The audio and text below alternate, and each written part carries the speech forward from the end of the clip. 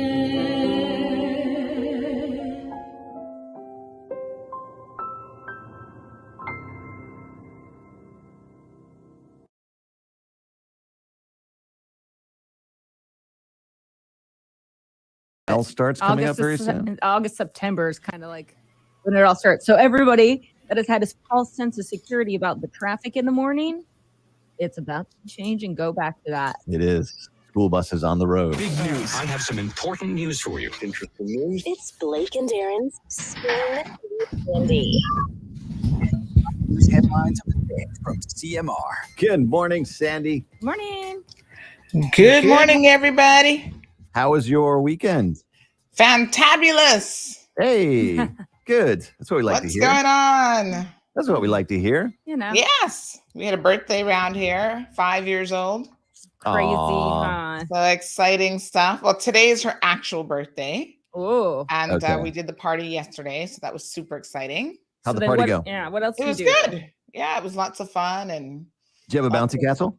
Yes, of course. Yeah. Oh, yeah. The one with It's the water best slide. $100 you can spend, Mm-hmm. for 4 hours.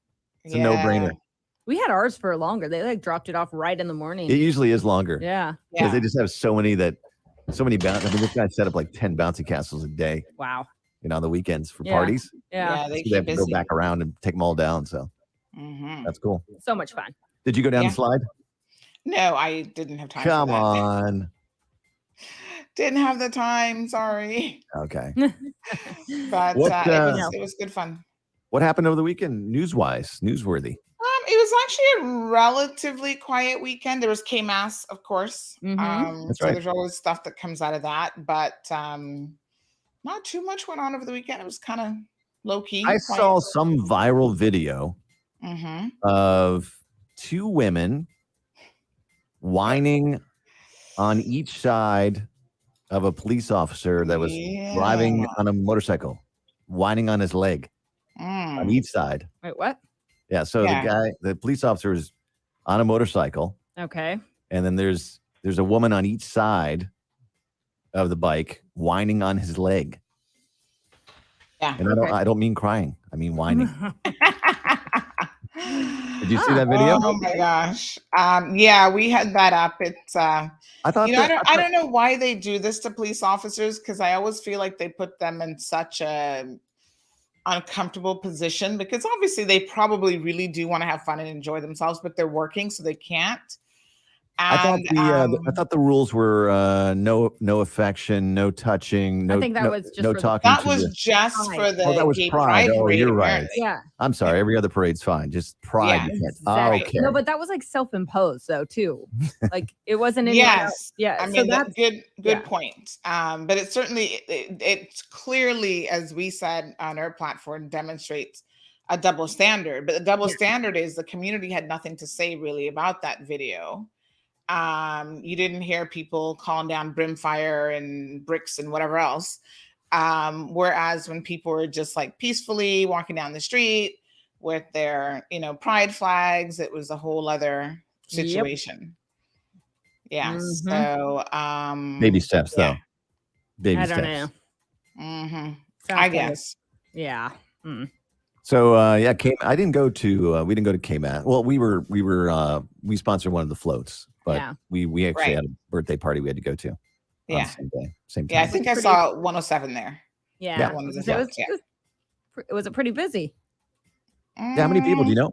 They looked like they had a pretty good crowd, actually. I guess they obviously had some restrictions in place, because you could see that the bands were like separated, and then they like would stop for a little bit, let like maybe two advance, and then the other ones would come behind.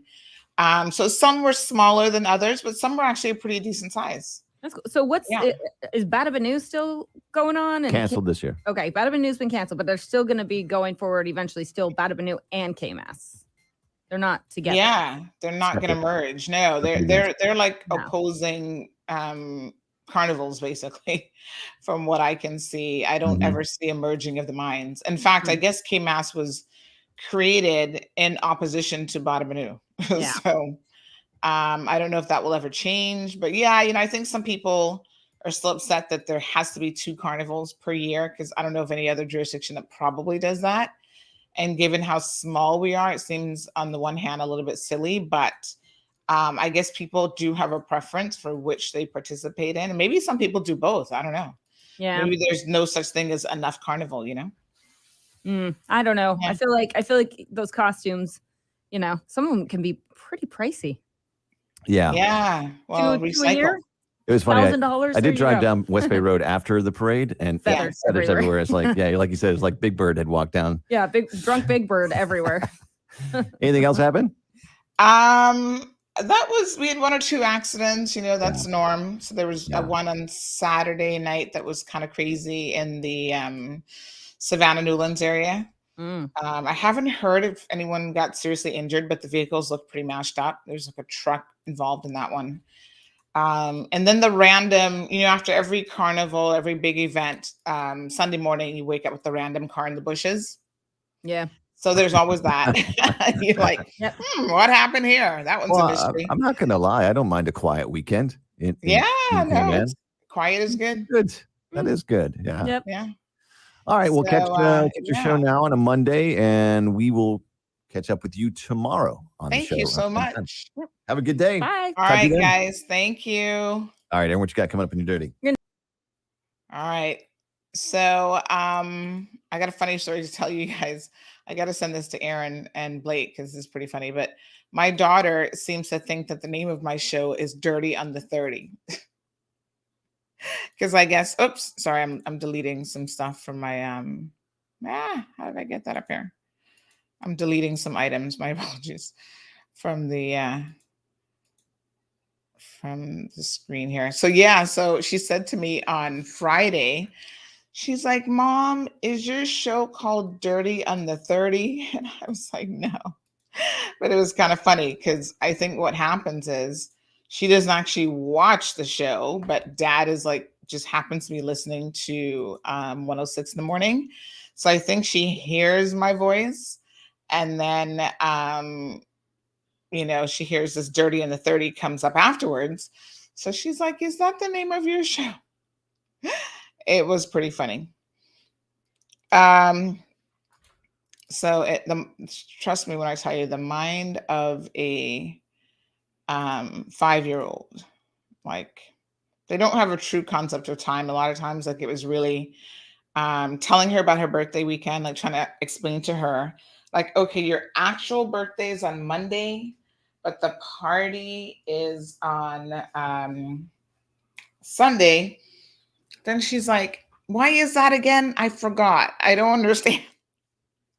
So I was like, okay, we have it on a Sunday, on a weekend, so people can come, but your actual birthday is on Monday. And then she's like, when is my birthday again?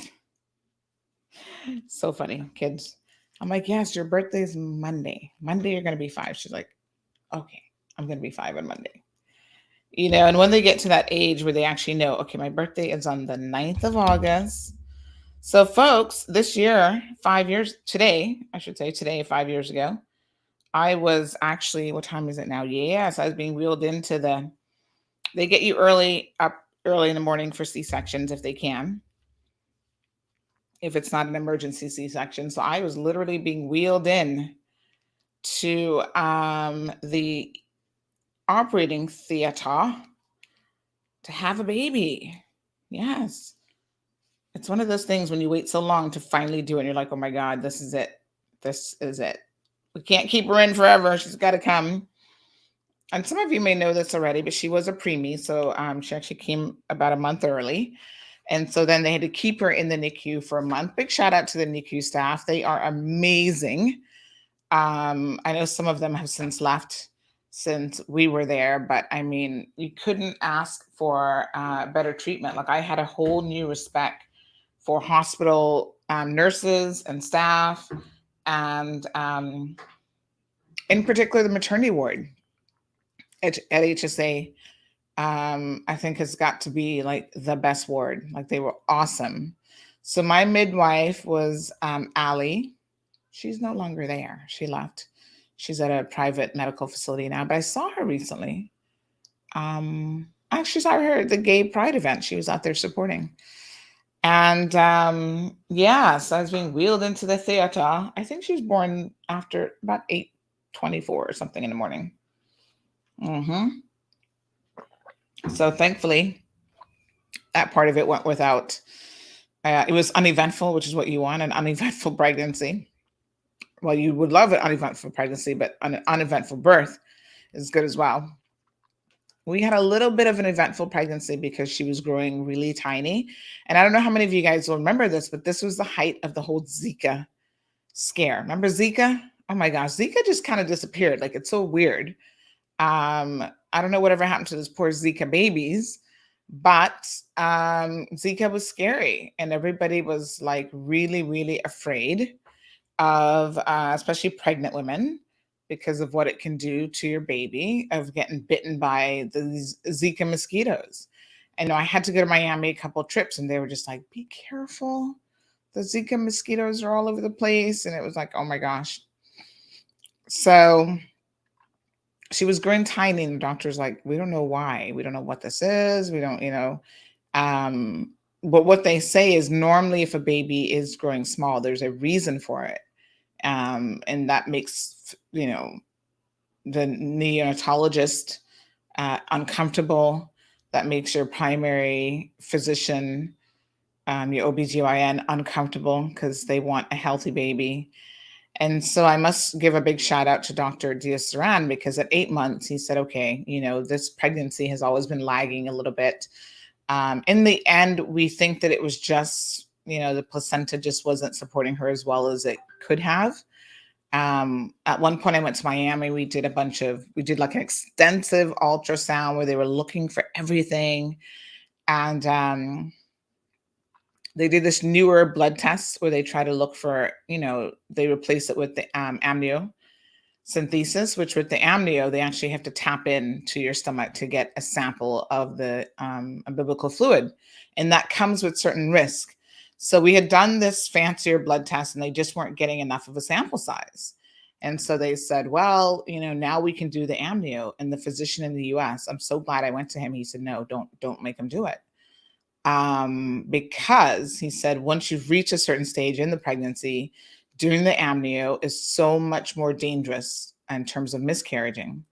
So he said, I would not recommend that you do it. And he was, gosh, I can't even remember his name now. I've got to look him up because I want to send him an email. When you go through something like this, you like to keep your physicians up to date in terms of how the baby's doing and the whole 9 yards. So he was a specialist at the University of Miami. I think it was University of Miami. And so he was a OBGYN, but he was also a specialist in terms of disorders. Like he did a lot of genetic testing and that sort of thing. So they ask you a lot of questions, quite interestingly enough, about your family history, because all of these things matter. What runs in the family, like everything, like what people died from, if anybody was born with any defects, like they ask you every single thing to see what could potentially stand out when they're now looking at the fetus. And it's amazing how much of your family history that you actually do not know. I find like we need to know more. And this is why. So, he was asking a bunch of questions and he did a very thorough analysis. And I saw him for 2 appointments. I had to go back and forth to Miami. And the first one, he said, it just looks like the placenta just isn't feeding her, like it isn't giving her enough. Like there's some kind of weak areas that they could pick up in the sac itself. And by the time I went back, like maybe a month or so later, he said that he'd seen some improvements. And so basically, the first trip, he said, if you were my patient, I would put you on bed rest right now. Like you'd be in bed rest for the remaining of the pregnancy. This was like at 3 months. I was like, on bed rest for 6 months? That's crazy. We don't have that luxury of being on bed rest for 6 months. Like I've got to work. I've got, and he was like, okay, well, in that case, here's a list of strong recommendations. Like every week you're going to go see your physician in the Cayman Islands. He is going to, 1 week do the ultrasound. The next week he's going to do something else. And it was just constant monitoring. And the irony of it was in terms of, a lot of women complain about having a rough pregnancy, like they have morning sickness, all this kind of stuff. I didn't really have those complaints, but it was just a concern for the baby, And so we said no to the amnio. We're like, whatever is going to be, it's going to be. And we will just pray for the best. And we're going to deal with the situation regardless. And even when we were trying to do, they have these fancy 3D scans now where you can tell like the sex of the baby and they give you a picture and all that kind of stuff. We were trying to figure out all that. And trust me, they were like, we're not really sure. We think it's a girl, but we're not really sure. And so then I think at some point we knew like 90% that it probably was a girl. Because babies have a way of like turning certain directions when you're like, no, flip the other way, turn around. So good morning to Quincy, who's listening to us from Jamaica. Good to see you. Good morning to Marshall. Irvelyn is here. Felicia, Diamond Princess, Miss Morna, Olivia, Tommy from the Bahamas. John is here. Nilser, thank you. Stan, watching from Guyana. We appreciate the love. Buenos dias to Elizabeth. Jackie got it locked in. Jisara, and who else is here? Another Elizabeth, buenos dias, is joining us. Don is also here. He says, sipping my tea in my CMR mug and waiting to hear the latest. Thank you so much. So I ran into a gentleman on Saturday at a local restaurant. And he was, big shout out, by the way, to the staff over at Thai Orchid. They do a fantastic brunch on Saturdays and Sundays. So check it out, folks. It's very good. All you can eat, fresh fruits, sushi. They do a little dessert area, a little dessert platter. And then they normally have like 3 or 4 meats. You get a soup. It's well worth it. Good price too. So he was there and he said, oh my gosh, he said, I finally get to meet you in person. I'm like, oh, okay. But he said, most days I listen to your show and thank you so much for what you do. And I really enjoy it. You have an excellent program. It's so interesting to see how different people perceive the show and the platform and this program. So big shout out to that gentleman. I can't remember his name right now. I'm sorry. But thank you so much for letting us know that you appreciate the show. And it's good to know, some people can't always watch it live, but I do know that I've just taken out my back scratcher. I do know that they go back and watch it at their leisure, which is the great thing about the platform. So Quincy, of course, is live this morning. Quincy, how are you? Miss Maria is here. Leroy is joining us. So Bracanal Carnival, when is that? I don't even know when that's taking place. So let's talk about CayMas, because CayMas was kind of interesting. Siobhan, thank you so much. Yes, I'm an August baby myself. So I'm the 18th and she's the 9th of August. So I'm coming up next week. August babies, I think, have a very interesting personality, very strong personality. And, someone said to me, as an August baby, as someone born in August, they find that we are extremely tenacious individuals, which I think is true. I have a lot of people that I've met that are born in August. So good morning to Louis, joining us from Detroit. Catherine is here. Quincy. Sharon, good morning. Louis says it's 75 degrees. Calm winds. 84% humidity, partly sunny. Nice. Emma, how are you? Emma says he's very informative, but actually has a max of 5 viewers. So Quincy was talking about Mario's show. It's always interesting how people like to compare shows. Like people say to me all the time that Mario is like copying your format. And I'm just like, I've actually never watched one of his live shows. I've watched one show afterwards, but I've never watched it. I think it comes on after we do, but they say that imitation is the sincerest form of flattery. So if that's what it is, that's great on him. But I don't have a whole lot of time, believe it or not, to actually watch what other people are doing. So I know that sounds crazy, but it is what it is. So for example, what's his name? What's his show called? Word of Mouth? Yeah, I know some of you like it. Some of you find it a little bit. It is different. It's a different, different personalities and that sort of thing. So, yeah, I think the good thing is that there's something for everyone. So, he's actually, funny enough, his numbers are better than. Just looking at it briefly here, his numbers actually better than Rooster, which is so interesting. But, Rooster unfortunately doesn't do very much anymore. Like they average less than 100 views a day, like a week later, which is kind of sad. But yeah, I don't know what to tell you, but congratulations to Mario, I guess. Keep it up. You've got to have longevity. I think that's the key.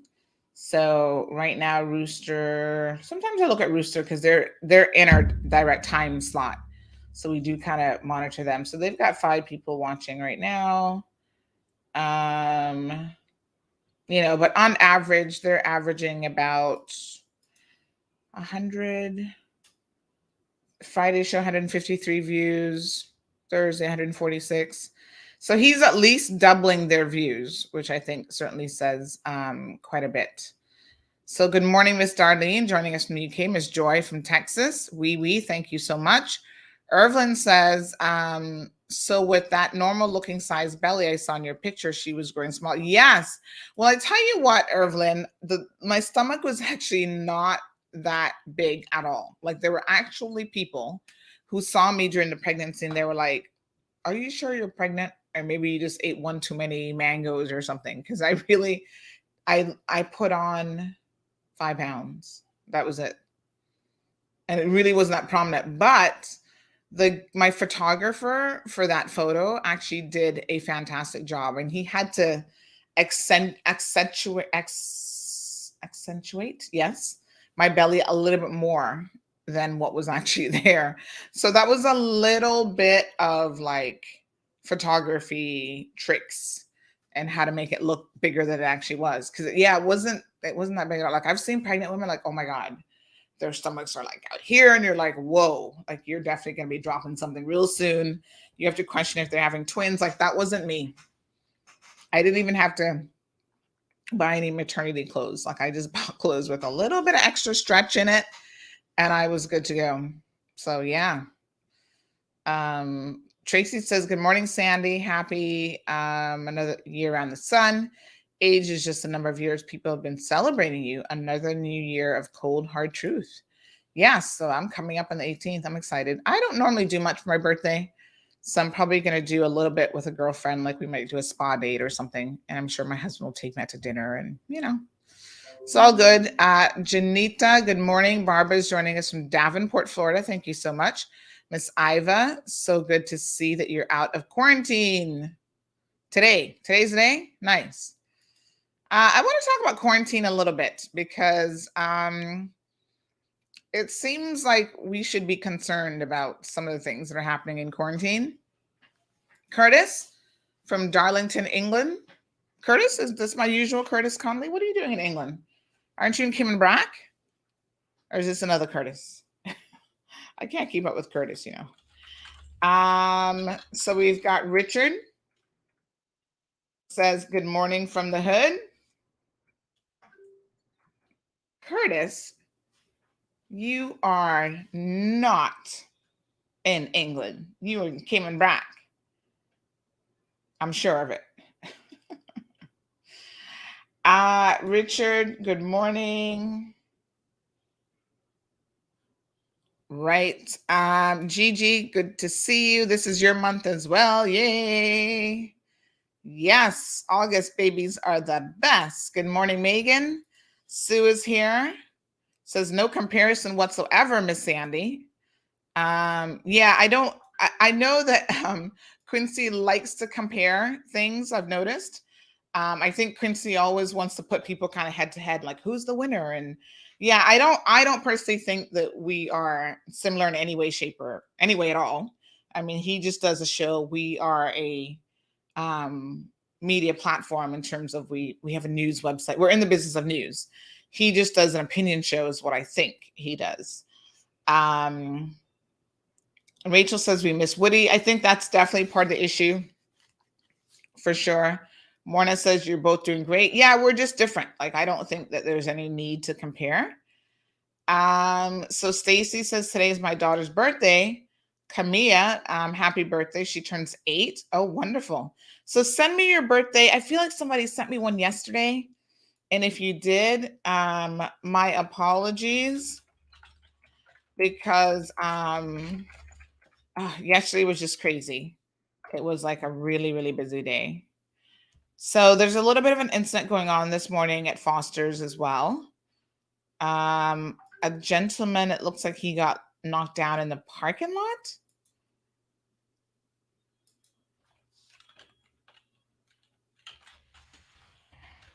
Wait, this is another accident? Oh my God, are you kidding me?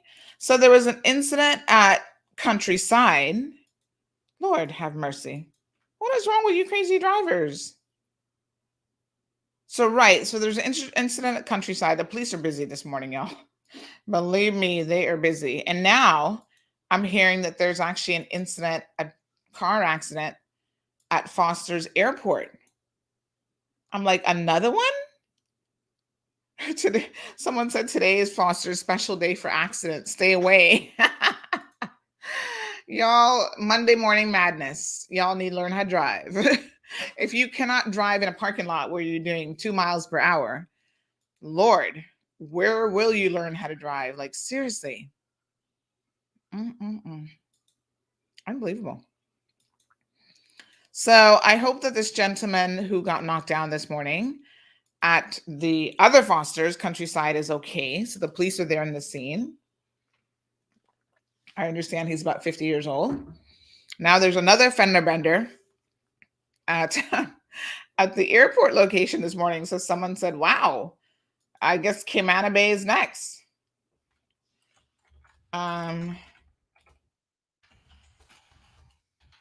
Yes. What a hot mess. Well, I don't know what to tell y'all except be careful. Look both directions and back out carefully. Good morning, Miss Beulah. Yes, thank you so much for the birthday greetings. She's so excited. She's like, can I open another present? Thank you all who came to the party, sorry. And we will be allowing her to open presents slowly. Like, I figure we can stretch that out over a couple days. She does not need to open every single present at one time. And more importantly, what I plan to do is I told her she opened, I think, 2 presents last night.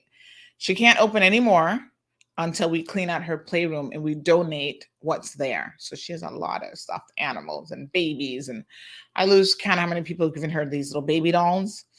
And the little toys to me are the most annoying because they're like everywhere.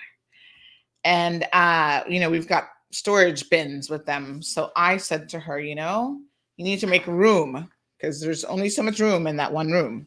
So you've got to make room for these new gifts that you have and these new toys. So what we're going to do is we're going to take big garbage bags, and we're going to fill them with everything that you don't have time to play with because there's only so many hours in the day that you can play.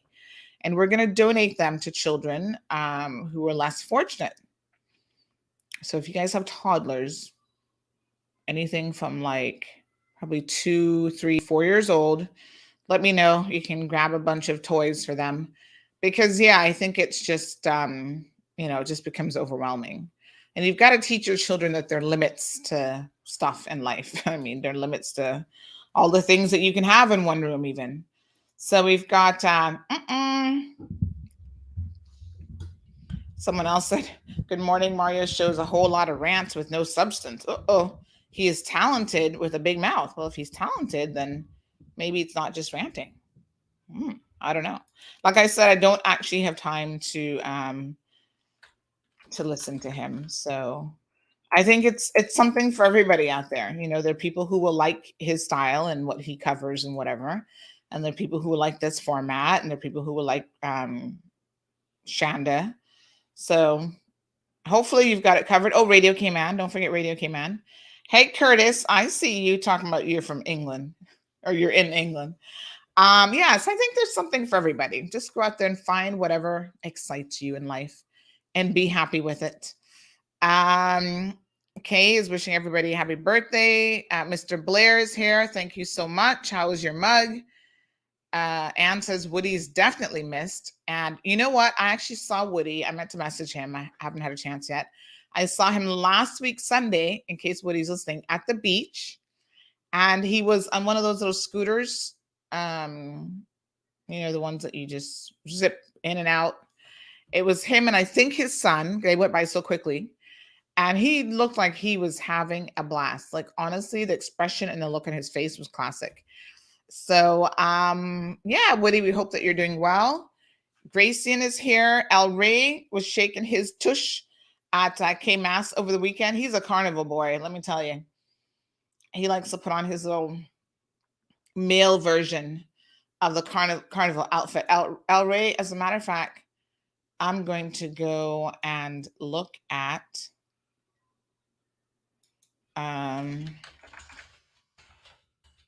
did you post any pictures yet? Let me see here. Let me just see.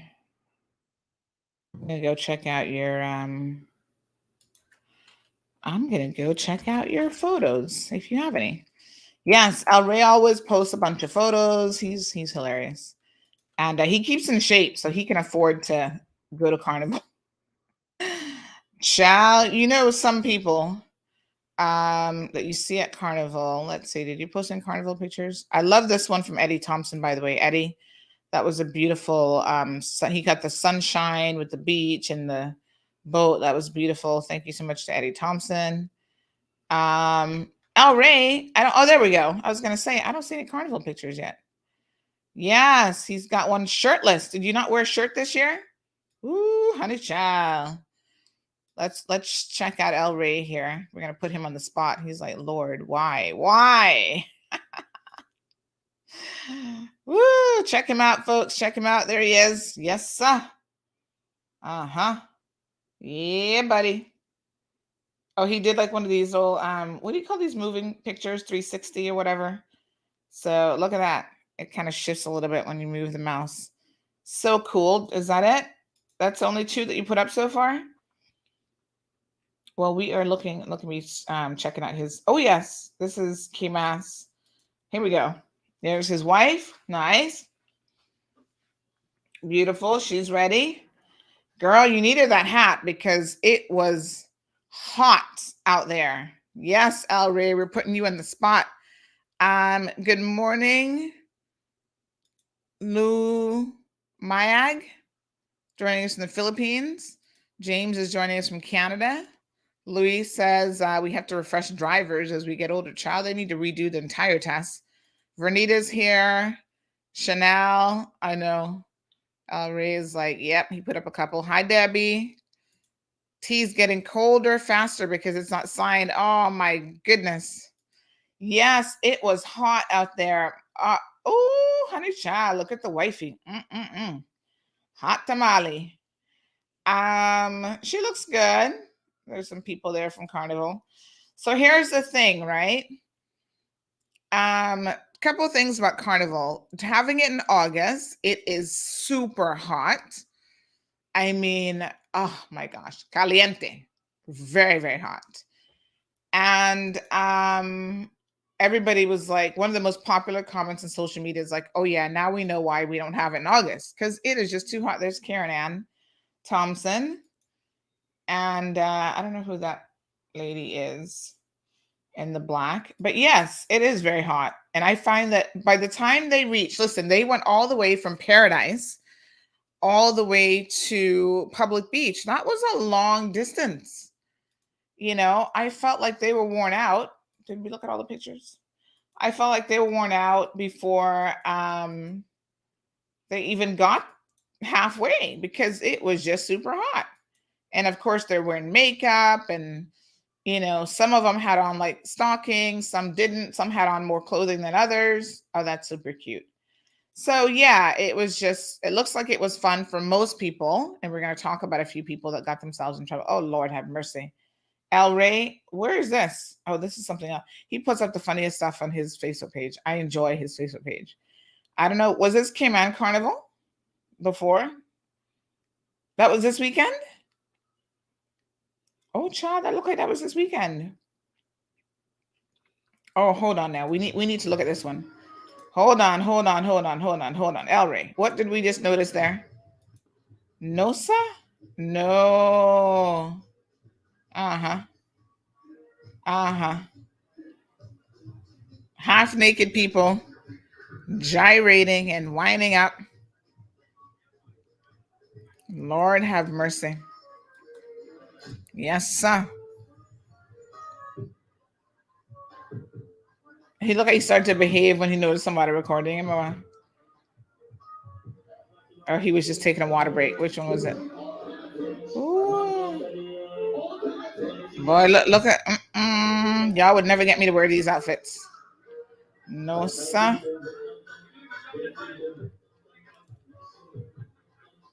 Yes, sir.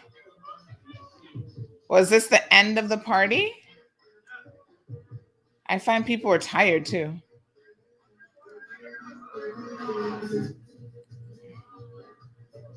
What a hot mess. Well, you know, the point of Carnival is to be half naked and be gyrating and stuff and having a good time. Yeah. Okay. Some people can naturally whine and some people just don't have it. There's Festa,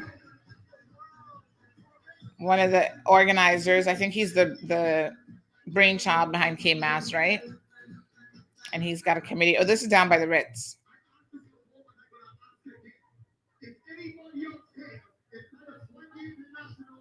All right.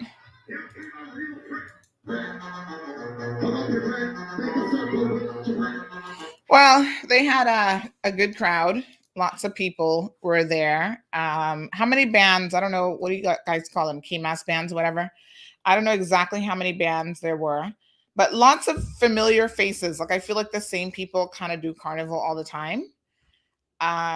They really seem to enjoy it. And most people just have a good time and they're safe and everything. But some of y'all, El Ray, you get quite a few videos actually.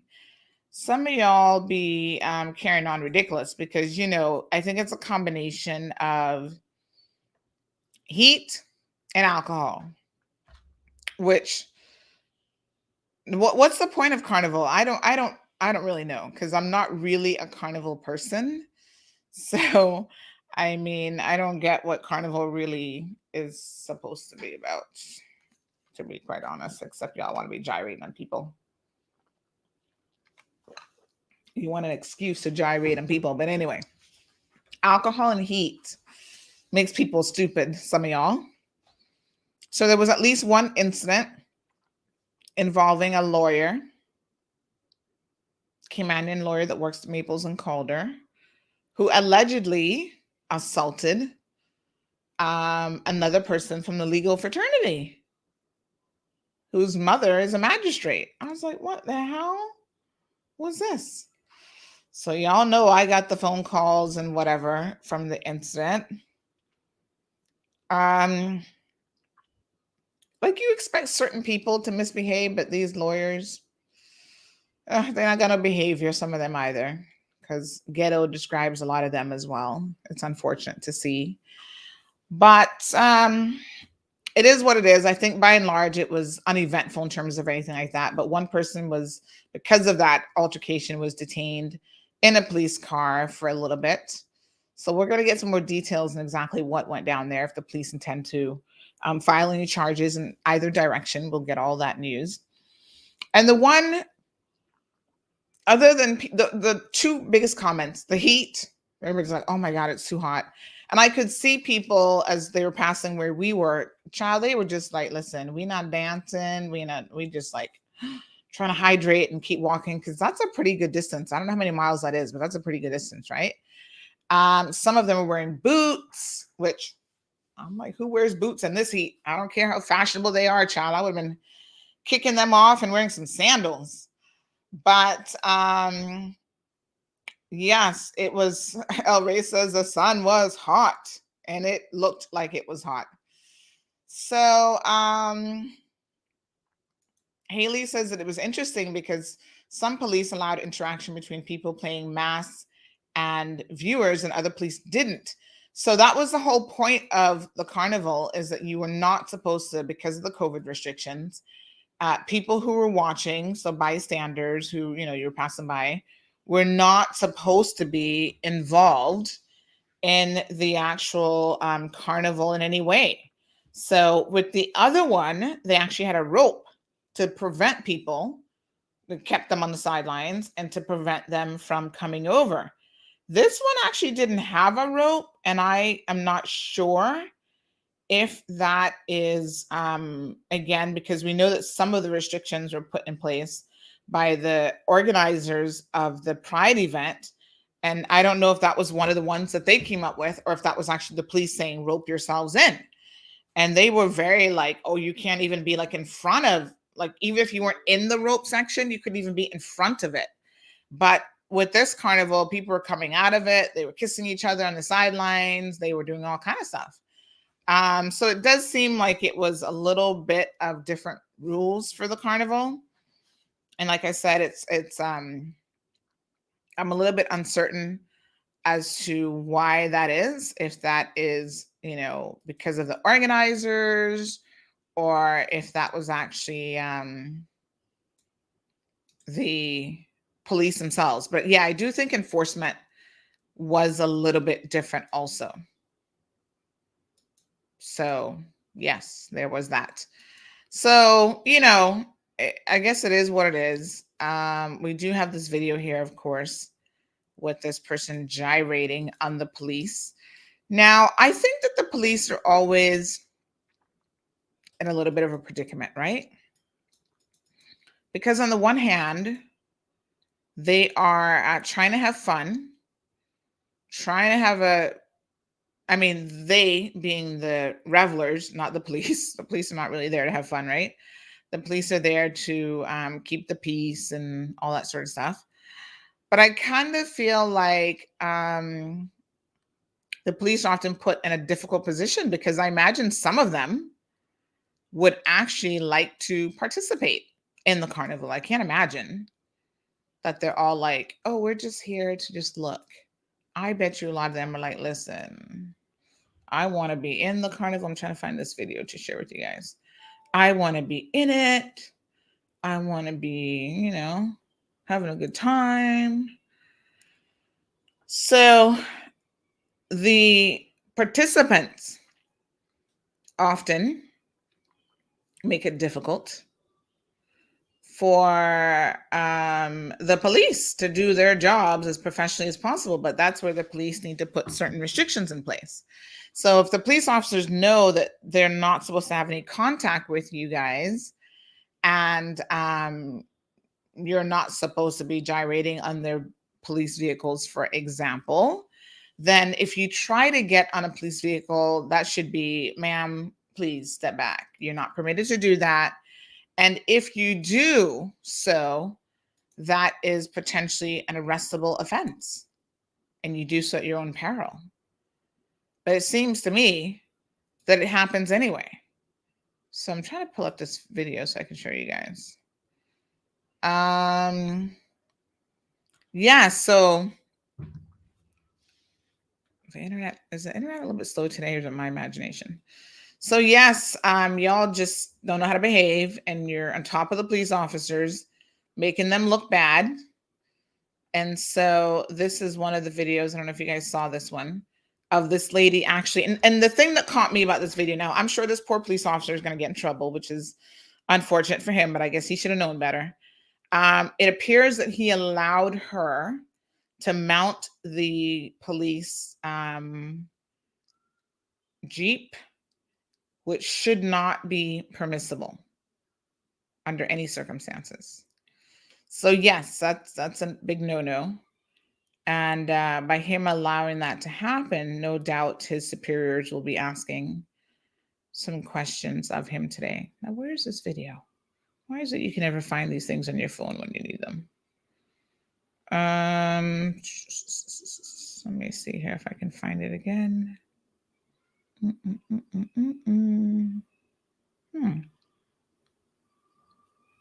Oh, good grief.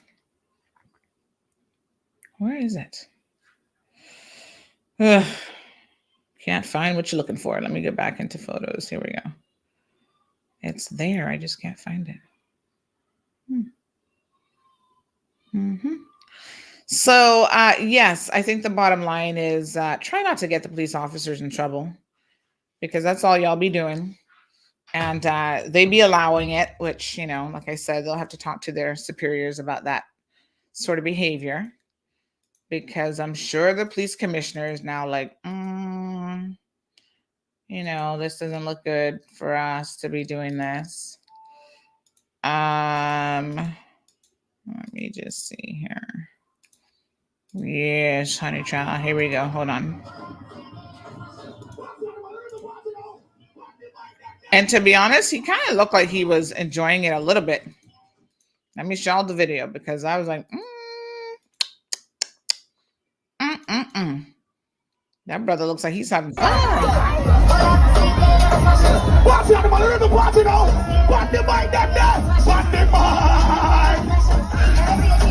Yes, sir.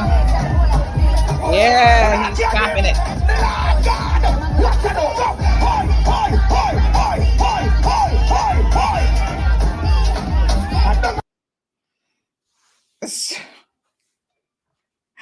So obviously, he's not touching her, but she's all over him. And the other girl is winding up on him as well. And it's kind of like, okay. Ooh, yes, child. Poor officer. His supervisor's going to be like, what were you doing?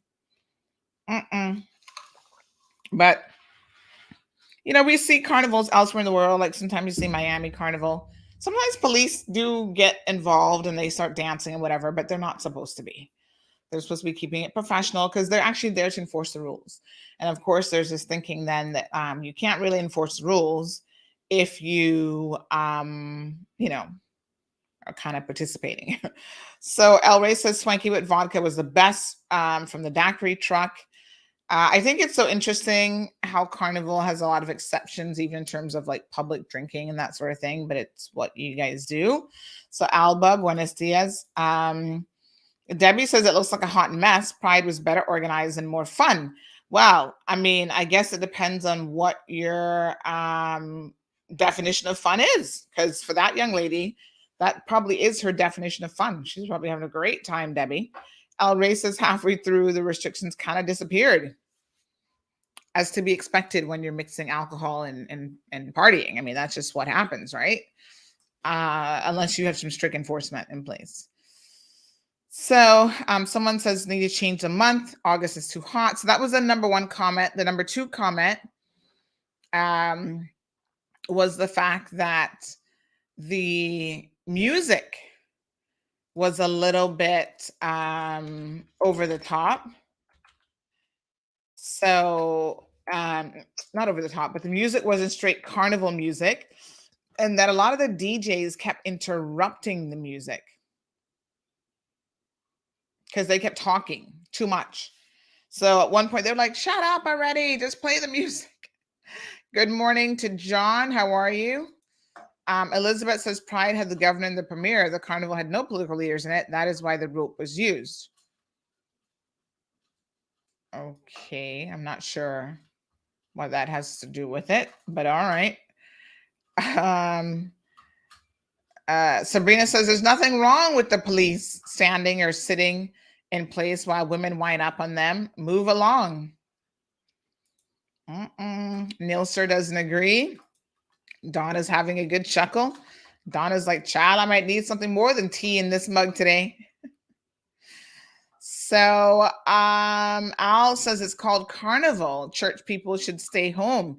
By the way, speaking of church people, Al, after I left the carnival, because, you know, obviously West Bay Road was blocked off, I ended up having to go to A.L. Thompson's. I took the Eastern Avenue route, and I saw a small, probably like 20 people, 25 people, a small group of carnival people, but it was like a church.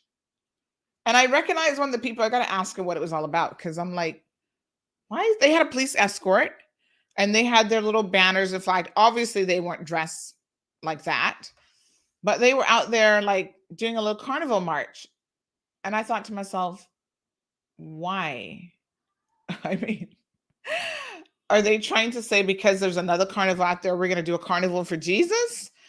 I'm sure Jesus would understand perfectly if you do nothing associated with carnival in his name. It's just bizarre. Like, there are certain things that are of the world, okay? And there's certain things that the church folks do. And carnival just ain't it. I'm like, why would you be out marching in the streets? What are you marching for? So I'm going to ask, like I said, I saw someone there that I knew. I'm going to ask her and try to get more details, because when I saw that, I was like, what are they doing walking down in the middle of the road like carnival? Walking down Eastern Avenue. They were close to Uncle Bill's. I was just like, Lord have mercy. Yes, Sabrina, carnival for Jesus, child. They were singing and everything. And I was like, okay. Jesus is like, turn the page. He said, you human beings are crazy. Why did I bother making y'all?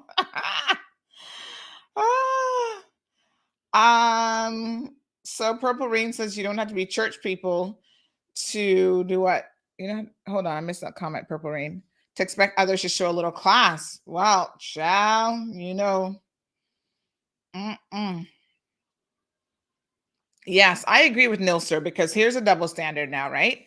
If that was Pride, the Pride Parade, and anything like that had happened, y'all would have been blowing a gasket, maybe a casket too. But y'all would have been like, oh my God, oh no, I can't believe it. Put them all in jail. Lock up every gay person that came out. Y'all would have been out of your damn minds. Purple Rain says that's not why the rope was used. OMG. Speaking of class, I don't know if I can show this one, but did you all see? Let me see if I can find it. Now, this one is really weird. Okay. It's weird and it's kind of disgusting all at the same time. But did you guys notice, or did you see this video of a woman? I actually saw two over the weekend, but one was sent to me of a woman. This is a new thing, I guess, twerking up on a deceased man at a funeral. Did y'all see that one? Hold on. Should I show this or is it too much? When I was watching it, I was like, oh my God, this is so disgusting. Hold on now. True Jamaica Buzz carried it.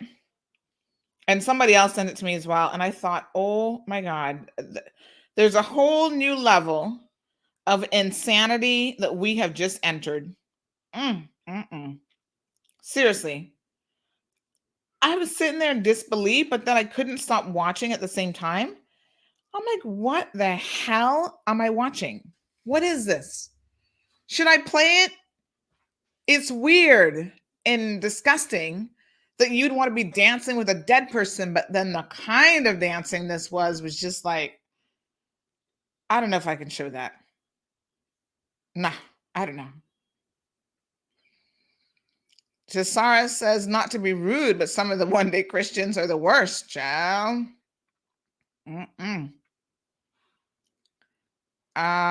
So Curtis makes the point that if you're on a motorcycle and someone jumps on from behind, it's not easy to control them. You're holding up a 400 and something pound motorbike. Do they weigh that much? Quincy says Carnival is deeply religious. Catholics, to be specific. This is why in Trinidad there's a fast from meat on the Ash Wednesday. Study its history more than drunkenness and nudity. Well, it's taken on a whole new meaning, child. But yeah, I mean, I don't think that he could have necessarily controlled her, but he did seem to be having a little bit of fun himself. He was getting into it. Yeah, but I think he could have also told her to get off. And there didn't seem to have been any resistance there.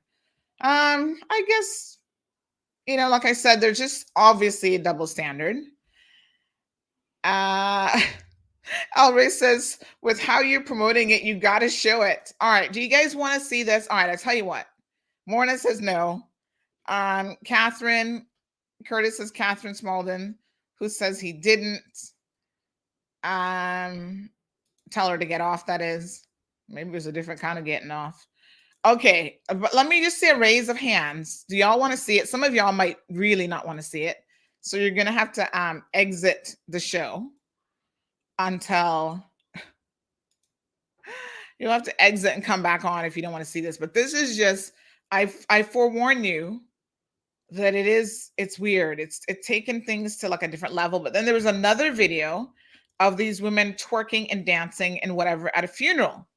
And it's a current video because they're actually wearing masks. I'm like, oh, well, at least they were mask compliant. I mean, something to be said for that, honey child. And my friend who showed me that one yesterday, he said his friend said that, okay, if I die before you, this is how I got to go out. Like, just bring on the twerking girls at my funeral. All right, we'll show it. All right, let's see it. Irvin said she's going to listen. She's not going to watch. Child. I don't know what to say, but here we go.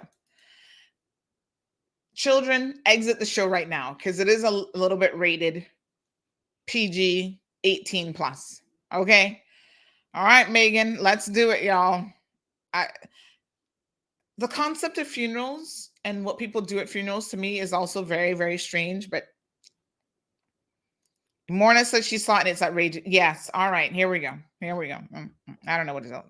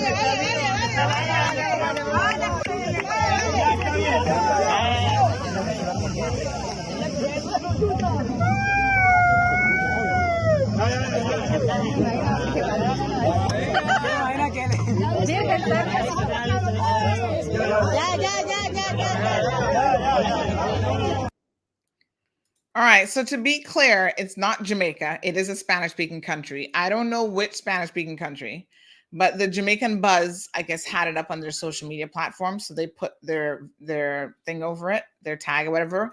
But yeah, it is disgusting, and there's so many things wrong with it.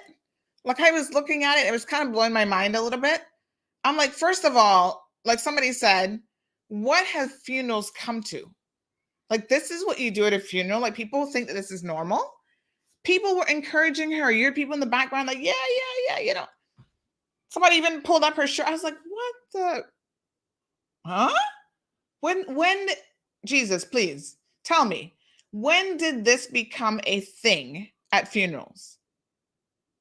Like, for me, you don't even touch dead people. Okay? They're dead. Leave them in the casket. I know some of y'all get very emotional and you want to hug them, whatever. I'm like, I'm not touching no dead person, okay? Once you're dead, okay, bless your little heart, but I'm not going to touch you. This takes it to like a different level, right? Gyrating on the poor man in a sexual way, trying to kiss him, oh my God, it really is something. So Algrace said she must be thinking that she's Viagra and going to raise the dead. Somebody else made that raise the dead. They said, listen, if he didn't raise that from all that foolishness, he's definitely dead. Maybe she was testing him. Maybe she was like, maybe he's not really dead. I don't know what the hell she was thinking. But Morna says that he should grab her one more time. Lord, she'd probably have a heart attack. Yeah, it was completely over the top and disgusting. And there was another one. It wasn't as bad as this one, I don't think. But that one, they were like dancing around the person. Like she was on top of him in the friggin' casket. Oh my God. Oh, that's what they were saying, John. Oh, you know, my Spanish not that good, child. Oh my God. Are you kidding? Yeah, it takes Alma says they sound Cuban. Well, I don't know where they're from because I'm not I'm not that good with the Spanish dialect, but that's just disgusting. And so, yeah, now they've gone viral for all the wrong reasons. Marshall says he should have bit her crotch. Oh my God. Yes, it is disgraceful. Fucking Campbell says, I was waiting for him to get on top. Lord have mercy. Can you imagine though? You know what would have been like really crazy? Like if he wasn't really dead and he did like scare her like that. I bet you she would have dropped down with a heart attack. Like seriously, I could have seen that going viral. But yes, child, that's just too far. It's too much. I don't know how to explain what I just showed you. And when I saw it, my brain was just like scrambled. I'm just like, why? Why? If I can't understand the why, I just don't get it. Different standards, man. I don't know. Lord, I think if you could do that to the dead, I wouldn't trust you on anything. Animal, because obviously it can't be trusted around the dead. Children, nobody. Like they should be really concerned about that woman. Like something's wrong with her in the head. But then they were encouraging her. I was just like, what the hell? So that's a thing now, apparently, I guess. John says culture is culture. In some places they dance. In some places you eat a lot of food. In some they dress up like a wedding, etc. Is that a cultural thing? I think that's just disgusting. Like, I don't think that that's culture. Debbie says, I'm done.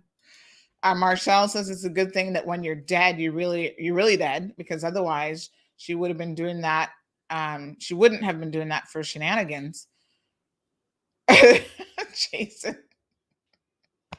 Okay, I'm just here for the comments at this point. Jason says, coming to a funeral home near you. Hopefully not. Hopefully not. Dawn, this is a good comment, says, my mug just cracked like my face. Oh my God. Oh. Renita says, true. Some cultures even dig up their dead every few years to spend time with them. Who does that? What culture does that? Ew. No, sir. What are you digging them up for? That's disgusting. Purple Ring says maybe it was staged. Someone just lying in a casket. I don't think so. I think that's a legit funeral. Yes. And, some places, I've seen pictures like out of Puerto Rico and a few in the States, like New York and some other places, where they've actually like left the person like as though they were alive, like for the funeral service. So you walk in and they're not in the casket. They're like sitting in a chair with like all their jewelry on and gangster for life kind of motto. But yes, I've seen that whole sitting in a chair thing before. There's a couple that have made the news over the years. And to me, it is super weird. Like, I'm like, the person is no longer with us. They are dead. And so dressing them up and having them sit down where you can go and like, what are you going to do? Sit on top of their lap and talk to them and have a conversation? Like, it's just too weird for me. Lord. So Morna says Cayman soon do that too, because everything monkey do, sad to say, Cayman Islands do too.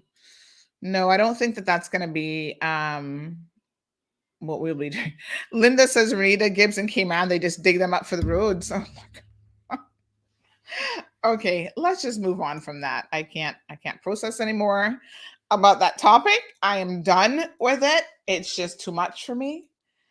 Who is this? Toroja community of Indonesia put their dead relatives' corpses, pull them from their tombs, clean and clothe them before spending time with them, chatting and lighting cigarettes for them. What the hell? Let me see who these people are. What are they called? No, I've never heard of them. Where are they?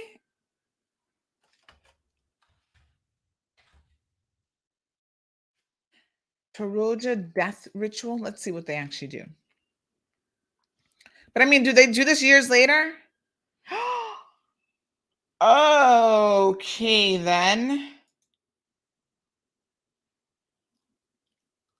Oh, this is weird. Oh my God. Okay, this is just too weird. Why? Okay. I'm going to copy the link and put it in the description. Those of you who wish to read it are free to read about this other culture. Renita, I don't know how you know this, child, but this is just super weird. What the hell?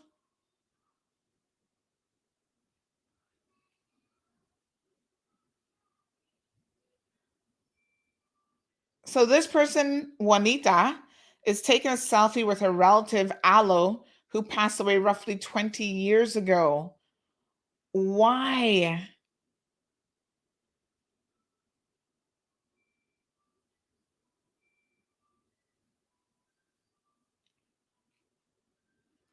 Okay, I need to change. I can't look at it anymore. Like, it's just disgusting. It is legit. It's not even weird. It crosses over. It's just too much. Yes, we're not going to talk about that anymore. Changing the topic quickly to something more pleasant. What else happened this week? Talking about the car accidents now becomes much more pleasant. Y'all, Oh my God, she saw it on the Discovery Channel. All right, let us move on, please. Woo. Yeah. Human beings are weird. I don't know what's wrong with y'all, but y'all are just weird. All right. Jamaican Independence Day was on Friday. So, of course, there was an event at the Lion Center, and there was something going on at Welly's. There was a number of events happening over the weekend. So, big shout out to everyone who participated in Jamaican Independence Day. First of all, I want to do a really big shout out to the staff at Home Gas. Now, amazingly, we did some street interviews. We played it earlier this morning in case you missed it. So we did different, like the salon. We did the guys over at the bakery in town. So we had some Q&A. We had some questions. And Home Gas, I must tell you, are the only ones that actually this thing is so annoying with this Codex thing. Hold on. They were the only ones that actually got the question 100%. Like, they answered all the questions and they actually got the questions right. Now, I don't know why some of y'all just did not know these answers at all, but they were super, super interesting. First of all, who knew that chocolate milk was invented in Jamaica? I think that's pretty cool. I was like, I did not know that. Let me see if I can convert this video. Anyway, big shout out to the Home Gas team. They did a wonderful job.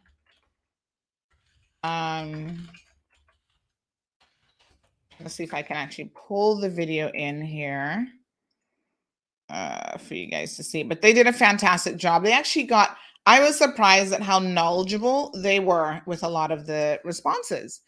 Because honestly, let me just show you. Happy Independence Day, Kenya!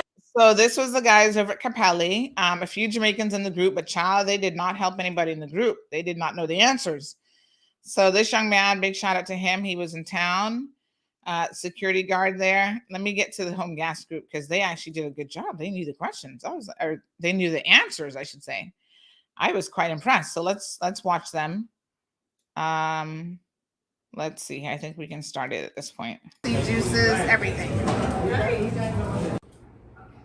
All right, we're here at Home Gas with some of the work crew. Good afternoon, everyone. Good afternoon. Nice.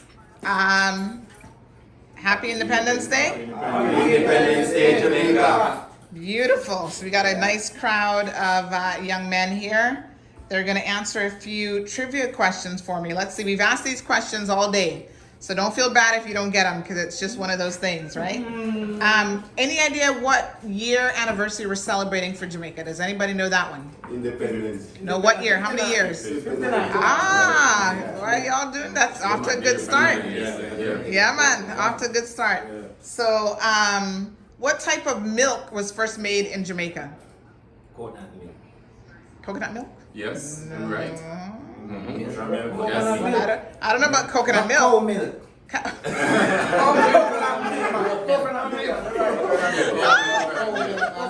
And then we have the Betty milk. Would you be surprised that chocolate milk was first made in Jamaica? Yes. Back to the 1700s. Yes. All right. Okay, let's try another one. What religious movement started in Jamaica? Rastafari. Nice. Yes. Yeah, you guys are doing good. You're doing a good job. Okay. What year did Jamaica go to the Winter Olympics? 1988. 1988. Yes. Wow.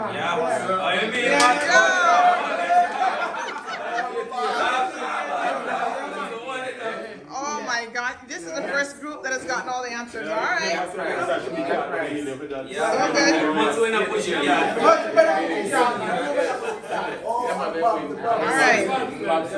You're doing a good job. One more. True or false? Jamaica was the first Caribbean country to gain independence from the UK. Yes. True. Very true. Wow, you guys did a fantastic fantastic job. Congratulations. Yes. So I got a little prize for you. Wow. This is from our corporate sponsors over at Bargain Basket. It's a Jamaican flag, like a Cape flag. So you can wear it. No, man, you wear it. Yeah. This is the one that you wear. So let me give you. No, but that's a winning man.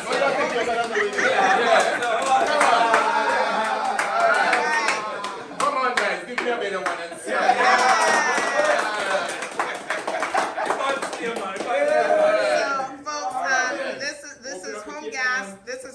This is where the smart people are at. You make sure you remember that because they got all the correct answers. So big shout out to the folks here at Home Gas. What are you guys gonna do tonight to celebrate independence? What do you got planned? Going to Lion Center. You're going to Lion Center? Nice. Yeah. Good food. Eastern Avenue bar. Eastern Avenue. Wellies. Nice. Yes. Yes. Come on. All you guys are listening to the king of picture with. Don't Yes. Beautiful. Look at that. Yeah. This is Jamaica 4x1, 4x2, 4x3 team, 4x4. The entire relay. Yeah. All right. So big shout out again for Independence Day one more time. Happy Independence Day!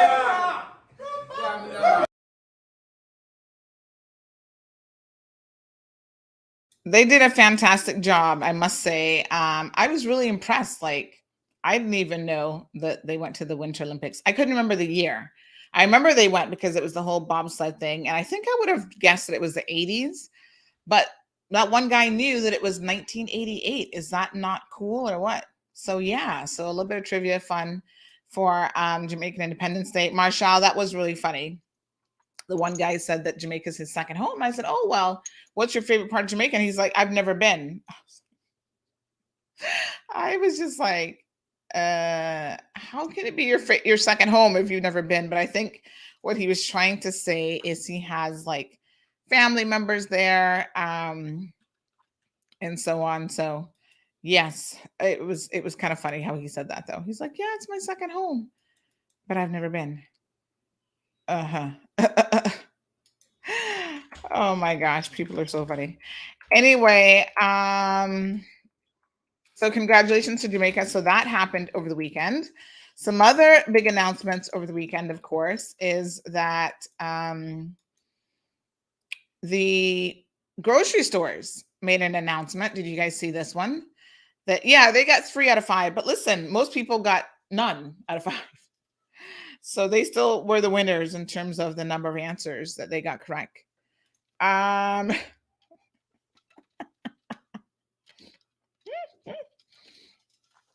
Dawn says, watching that almost raised the image of the twerk, you roll, like a funeral, twerk, you roll. Yes, Dawn, it's going to take a minute to come out of your head. Trust me, some things never quite leave us. But anyway, so the grocery stores made this announcement that they would be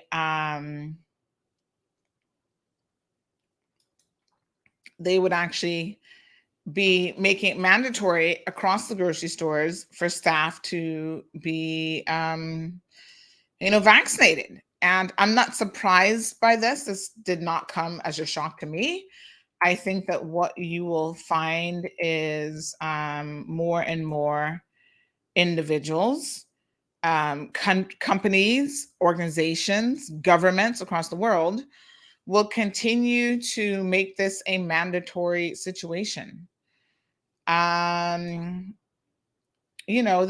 going to just be mandatory. I don't know what to tell y'all. It is what it is. And you still have a choice in the sense that you don't have to work for the grocery stores. You can go find another job. But more and more, you're going to find fewer jobs that are willing to accommodate people who are not vaccinated. I just saw something show up on my feed talking about the gold standard. Hold on, let me just get the correct title here. I'm going to tell you guys exactly what it just said. So this is this morning. It says the gold standard study confirms that the mRNA vaccines prevent infection. And so this gold study standard is clinical trials now have demonstrated effectiveness against COVID-19, but now a large real-world study confirms that the Pfizer, BioNTech, and Moderna vaccines are more than 95% effective in preventing confirmed infection. So this is the lead author, who's looks like Adil Butt, MBBS, professor of medicine at Weill Cornell Medical College in New York City. Says the number of people in the study population who received the Johnson & Johnson vaccine were too small to include in the study, as that vaccine was not widely available yet during the study period. So they can't speak to that specific vaccine. However, similar rates of effectiveness of the COVID-19 vaccines approved in the United States has been shown in clinical trials, but this is among the first large studies to show how the vaccine works outside of a cohort of volunteers in a controlled setting. So this is a real world study, in other words. And William Schaefer, MD, an infectious disease expert at Vanderbilt University in Nashville, Tennessee, said that this is blinking neon lights big news.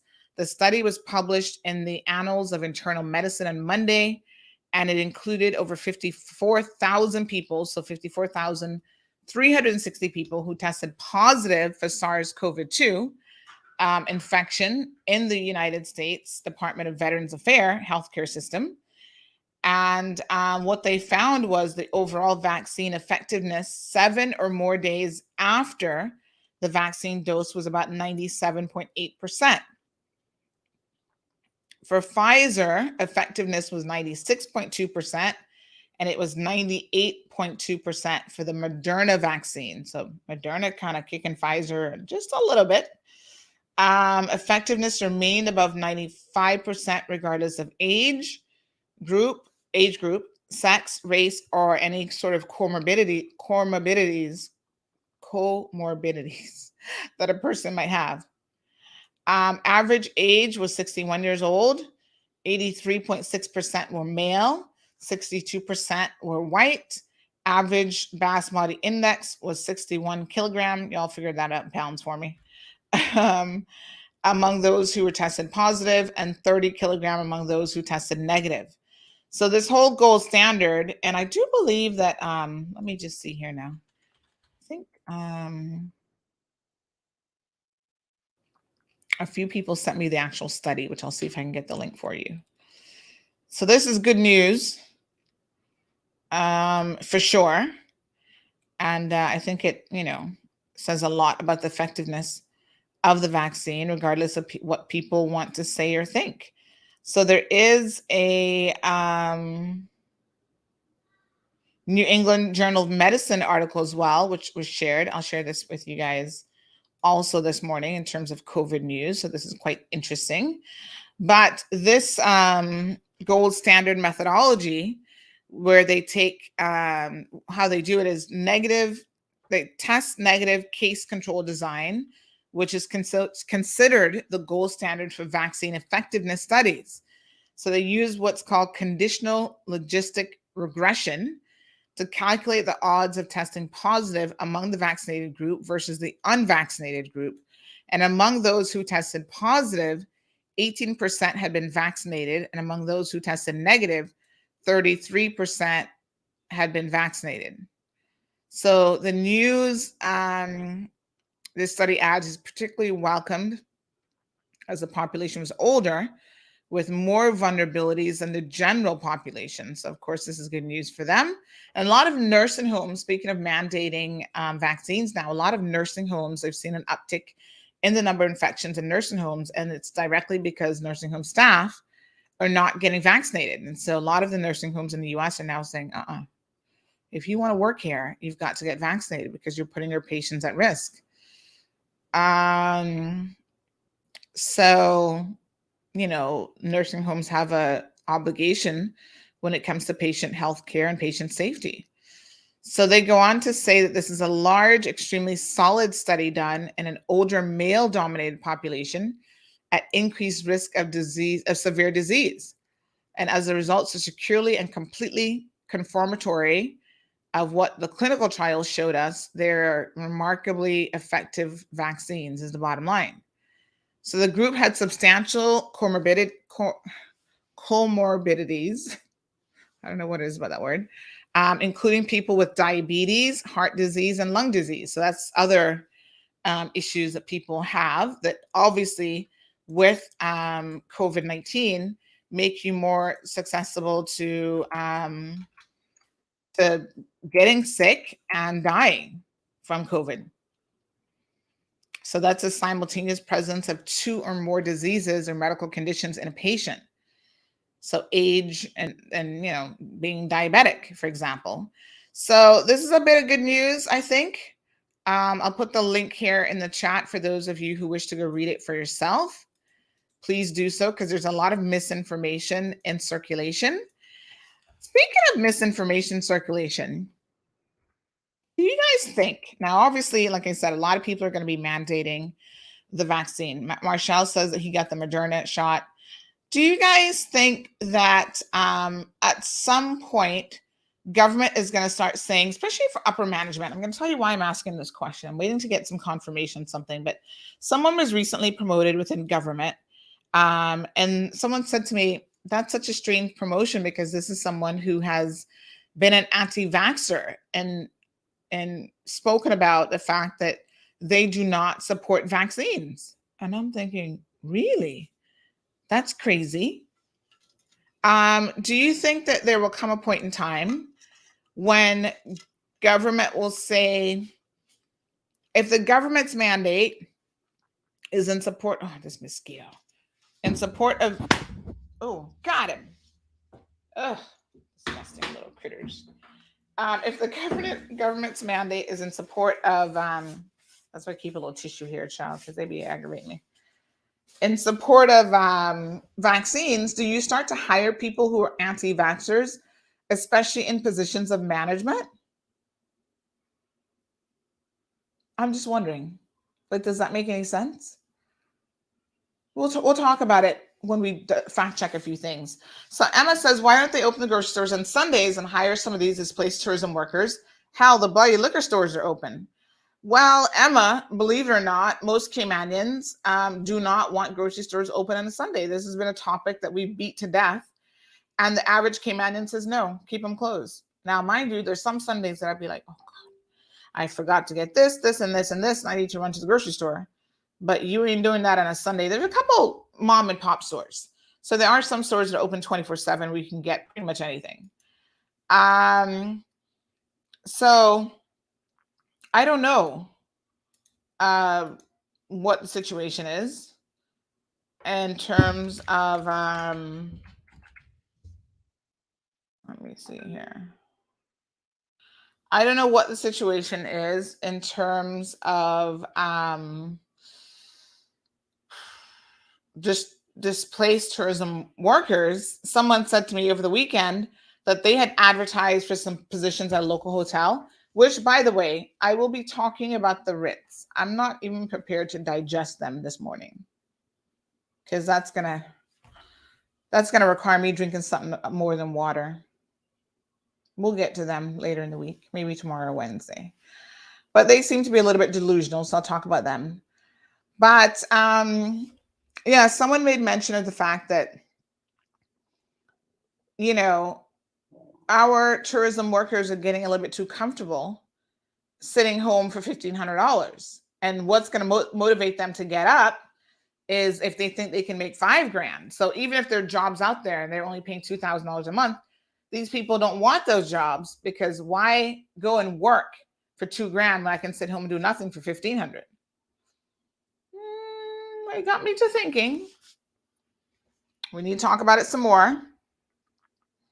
Darlene says, you're right. No one is being forced to take the job. You have a choice. Businesses are saying we have the right to request and implement our own policies.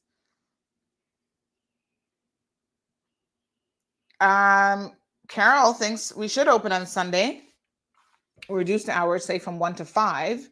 Would also stop the mad rush on Saturdays.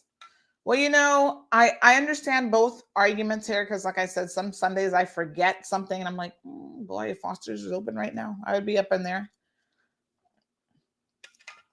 However, I also understand that people want at least one day, especially the cashiers and all those people. There are other people who work on Sundays, stocking the grocery and other things, right? But I think others are like, listen, we just want to go to church.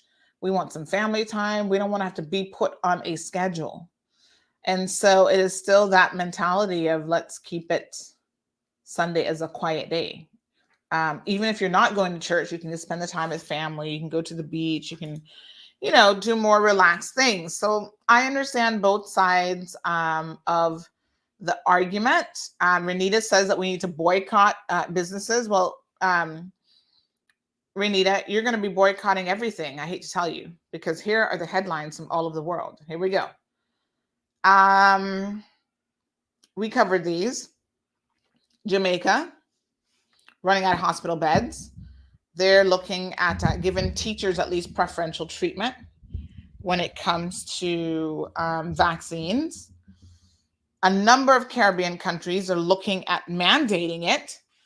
So several Caribbean countries are now considering mandatory vaccination. Barbados said that they're going to follow, probably going to go in that direction, followed by a series of consultations on the way forward. They're speaking with their attorney general, who's going to prepare legal opinion looking at both civil and criminal liability with respects to mandatory vaccinations and mandatory testing, or failure there too, and the consequences of engaging in a way that may cause harm to others. So they're expecting a report before August the 6th, which was a couple days ago. Guyana's Minister of Health, Dr. Frank Anthony, said the government would consider the matter of mandatory vaccinations in due course. Private organizations around the region are already doing it. So it's coming down the pipeline. In the US, for example, a number of cities and states have already mandated it for different government workers and so on. And I think the president is, he was thinking about it. He was going to be doing it from last week, mandating it for civil servants across the US. Now in St. Vincent and the Grenadines, did y'all see this last week? Their prime minister, Dr. Ralph Gonsalves, was injured after an unknown object was thrown by a protester from a large crowd that gathered outside of Parliament on Thursday. And he was all bloodied. He had on a white shirt and was all bloodied. Poor him. I think he had to be transported to some other country for like an MRI or something. So he had a head injury, and police in riot gear attempted to control the protesters who were in the streets of Kingstown on Thursday. And they were protesting and breaching barriers and setting stuff on fire because they were basically saying that they did not want mandatory vaccinations. So did you guys see the videos for this? Let me show you this in case you missed it. It's crazy, really. But here's what's happening elsewhere. Here we go.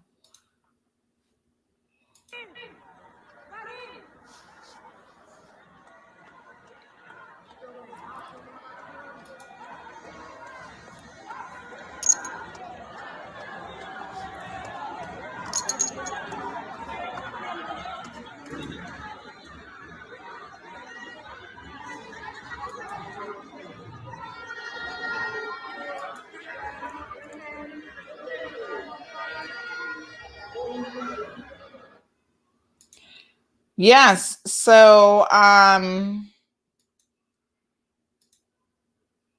that's craziness.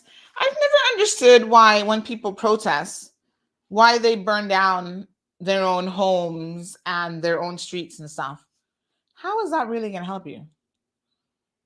But that's what they're doing. I mean, they're protesting. So Maria says, really, Sandy, that'd be discriminatory not to employ people who are not vaccinated. Actually, it's not. Every law everywhere in the world pretty much has found that in situations such as this, where you're talking about national and worldwide pandemics, that it's not. Even the U.S. Supreme Court, I told you guys about this decision back in the early 1900s. Go back and have a look. The Supreme Court has already ruled on this, that the government can mandate vaccines, and they have done so in the past. So y'all can talk about your human rights all you want, but you still have a choice. You don't have to work for companies who are mandating it. So Jesse says the CIG requesting frontline immigration and customs to be vaccinated at the airport. I think that it's not yet mandatory, but I wouldn't be surprised that it's coming.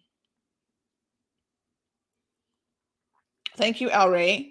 Reminds us that in June 2020, a study published investigated the belief that COVID-19 in a person with underlying health conditions or comorbidities has an increasingly rapid and severe progression, often leading to death. And we know this because, in fact, what we found is that people with comorbidity, and listen, obesity apparently is considered a factor that will increase your risk of being gravely sick and potentially dying from COVID. And child, do I need to tell you all that we, including myself, all fall into that obese category, whether you think you look good in the mirror or not? You're like, oh, I got a little bit extra junk in my trunk. And you're all excited about that because you think that makes your man happy. Well, child, it's called fat. And, you're obese. We are obese. And so that increases your chances, if you have COVID, of dying from COVID-19. Yeah.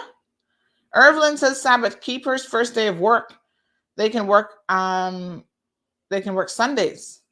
Oh, so she's saying that if you're a Sabbath keeper, so if you're a 7-day Adventist, then you can be the ones who go to work on a Sunday. Yeah. And then people who go to church on Sundays can do something else. I don't know. Maybe we need to do a survey on this. We'll do one online. Are y'all ready for Sunday trading? It does happen in limited instances. And one of the contrasts of it all is that, yes, bars are open on a Sunday. So people are like, well, if the bar is open, why don't the grocery stores open? You know what, though? I don't actually think that the grocery stores care to open. So Rita says mandate doesn't mean law. Well, you can challenge it. I say go ahead and challenge it. That's one of the reasons why they are getting, all these countries are getting opinions from other people, just like they could lock you down during COVID-19 and take away your freedom of, walking in the streets. I'm pretty sure that they can mandate vaccines if they wanted to. All they have to do is change the law, and they could do it. I think this government doesn't want to have to do that. They would like for you to choose to do it for the betterment of the country, but it's not going to happen. Just like in France, the second he said he's going to mandate it, what happened? Everybody started running out and getting it anyway. Or there was an article I was reading about, putting restrictions in place. So when people say, okay, you don't want to get it, that's your choice, but you can't go into any government building without it. You can't enter a grocery store without it. Like, they've actually put things in place. And what ends up happening is when people understand how restrictive their life will be without being vaccinated, then they'll go get it. Here's an interesting article from, where was this one? Give me 1 second here.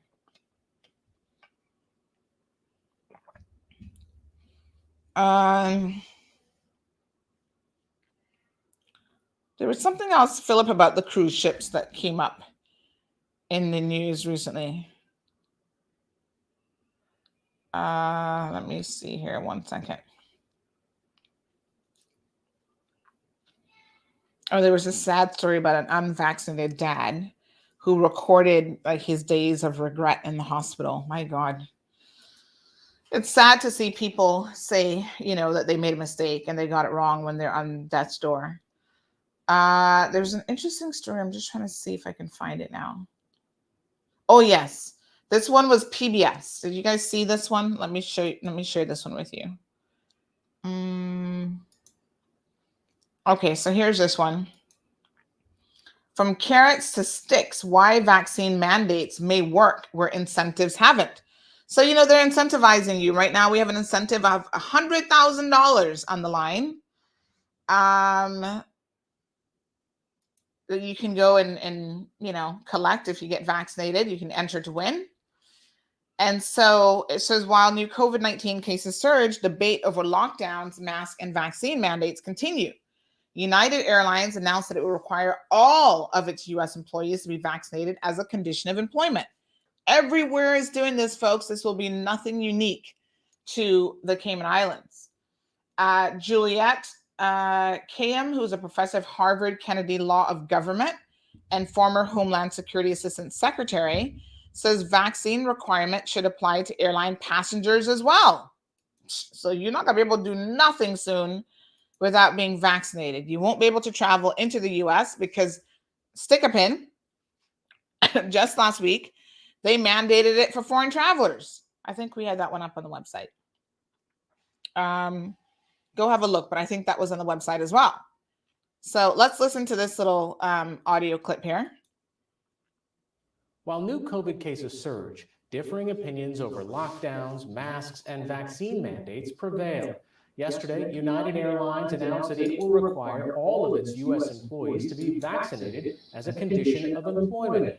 I spoke with Julia Kayyem, former Assistant Secretary at the Department of Homeland Security and professor at the Harvard Kennedy School of Government, who says that similar vaccine requirements should apply to airline passengers as well. Julia, here we are at this point where there seems to be a pull between whether we have more mandates and more lockdowns, or we can focus our energies on trying to get more people vaccinated. Why are you saying that maybe we should have a different tack? About 20% of Americans are sort of fully against vaccination. These are what we would call the anti-vaxxers. But of the remaining 80%, it's actually quite complicated. They're diverse. They have different reasons for why they're not moving forward. Some has to do with access. Some has to do with science. But a lot of it has to do with they simply feel like they can just wait and see, that the waiting is okay. And I think what you've seen in the last 2 weeks in the United States is we're done waiting. And then we have to move from the carrots of luring people, talking to them about the science, giving them extra pay, lottery systems, to a system of sticks, where there will be burdens, privileges will be denied. What do you think would happen if the sticks were used? I mean, is that enough to move enough people out of that wait-and-see category? The most recent polling from the Kaiser Family Fund shows about 41% of the unvaccinated would actually move to get vaccinated if something like airline travel was deprived because they want to go see their family members. I think the vaccinated, who are the majority in this country, are saying, you can choose to be unvaccinated, but I'm done carrying the universal burden. Why is flying the place to start? Part of it is, what can the federal government do? And they can do this. People often ask the Biden White House, will you have a federal mandate? It will be almost impossible to do. But here's a pool of people who are flying in a highly regulated industry that is regulated by the federal government. This is something that we're used to. The second is, and I think it's worth saying, is federal government set floors for appropriate conduct. By raising the floor and simply saying, look, a major thing will be deprived or will be denied you unless you stop waiting, unless you move forward. And this is something that we now know, given this diverse group of the unvaccinated, about 41% of them would be moved to get a vaccination. And time is the one thing we really don't have much more of.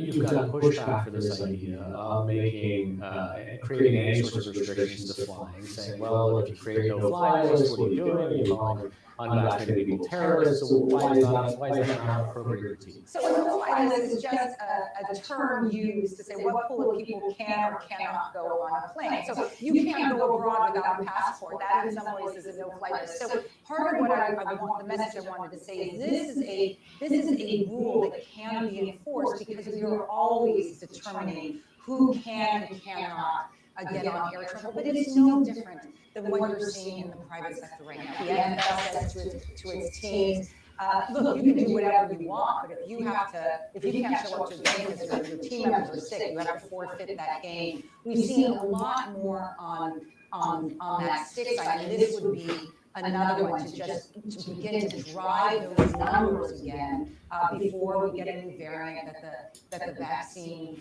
can address. Do you think the Biden administration's decision to make foreign travelers who are coming into the U.S. be vaccinated, except for a few circumstances, will that have an impact?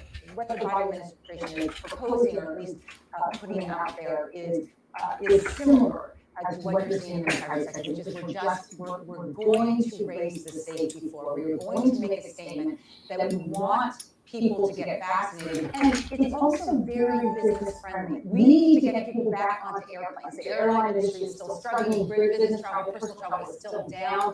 We need to get people moving again. And one way to get them moving and to get foreign travelers back in, because we do have a ban on a lot of countries, is to say, okay, we're going to start to open up, but part of that is going to include vaccination mandates. So this will help the economy rather than hurt it. Julie, thanks so much for joining us. Thank you for having me. All right, so again, it's going to become the industry standard, folks, for people to be vaccinated. So I'm reading some of your comments. Sharon says recovery from COVID-19 is 99%. Renita says, thank you. People don't do their own research. Well, that's exactly the problem. People aren't doing their research, and they've heard a statement like that, like Sharon, and it is nothing further from the truth. Y'all need to read the full picture. Here's an interesting thing that someone posted that I thought was incredibly interesting. This person said, have you ever wanted to practice medicine without all the hassle of being responsible for people dying? Well, here at the University of Facebook School of Medicine, our motto is anyone can be a doctor. Our most popular courses include why face masks don't work, followed by my personal favorite, masks are unhealthy and cause you to get sick. Don't let your lack of medical training or expertise or experience stop you from posting bad medical advice. Our online courses are not limited by classroom size, and most of all, no enrollment fees or intelligence is required. So enroll now and start your career as an unqualified Facebook doctor today. Yes, sir. What a heat. Y'all need to do more than think that you understand what is going on. It's amazing that the very people who say, oh, you need to do your research have done no research at all. How many of you all have ever read an article from the New England Journal of Medicine? I'm just asking. Inform me, please. How many of you all have read this article here that talks about COVID-19 breakthrough infections in healthcare workers? I'm going to share this article with you, and I wish that all of you will, if you think that you've done so much research and you know so much, I'm going to ask you to simply read this article. It's only 11 pages long. Stop reciting and regurgitating things like 99% of the people survived COVID-19, because that is misinformation. And I know you think you've got it right, but then you need to actually go and read the details. It's easy to just say something like that without having any accurate information. Okay, so that's not accurate. And let me also make this point. Not only is it not accurate, but you also are not taken into consideration. So death is one thing. I mean, obviously death is the worst thing. You might then have somebody gyrating at your funeral. But here's an important point. Not dead doesn't mean that you've recovered. So you really need to look at the details, folks, of when you say, oh, well, 99% of people recover. Do they really? Have you done any research? Here's a link for that article and many more. Have you bothered to do any research on long haul COVID? Where are you getting this number from that 99% of people recover or don't die or whatever? Please, people, you claim that you want to do the research. I'm going to invite you to start digging deep into some medical journals. There are physicians out there who watch this program every single day, and they shake their head. They're like, what is wrong with the people? You are being misguided, and you're regurgitating information that isn't factually correct. It isn't the flu. It's not like the flu. Stop comparing it to the flu. The millions of people that have died since the onset of COVID-19, which is now what, let's call it December. So we're going into like maybe 18 months or whatever, is nowhere near how many people the flu takes out. So comparing it to the flu is an absolutely ridiculous comparison. And that's another one that y'all just need to stop. But don't take it from me, because I'm a Facebook doctor too. What I'm saying to you is go read it for yourselves. The difference is I will read. I will dig into medical journals and I will see what the research is saying. If I don't understand something, I'm going to reach out to a professional who does. For those of you who don't do that, it's a little bit concerning. So this concept of, having a recovery rate of 99% is really false information. And it's problematic when you just throw that out there as though you have actually read what that means and you even understand what a 1% mortality rate would mean, even in the best of circumstances. A 1% mortality rate means it is 10 times more lethal than the seasonal flu. So when you want to compare it to the flu, remember that. If you accepted your position that, 99% people recover and don't die, a 1% mortality rate means that it is 10 times more lethal than the seasonal flu. So how can you compare it to the seasonal flu? 10 times is a lot. So for most of you, you think, 99%, that sounds really promising. I'm sure it does. But that's still 10 times what the flu rate is. And you're also not thinking about long haul COVID.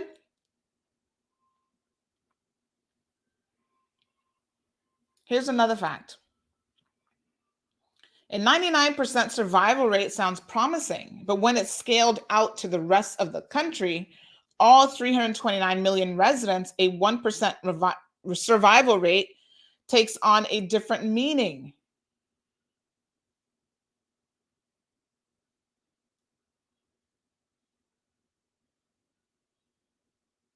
$70 million to 150 million US residents would contract COVID-19. This was a prediction.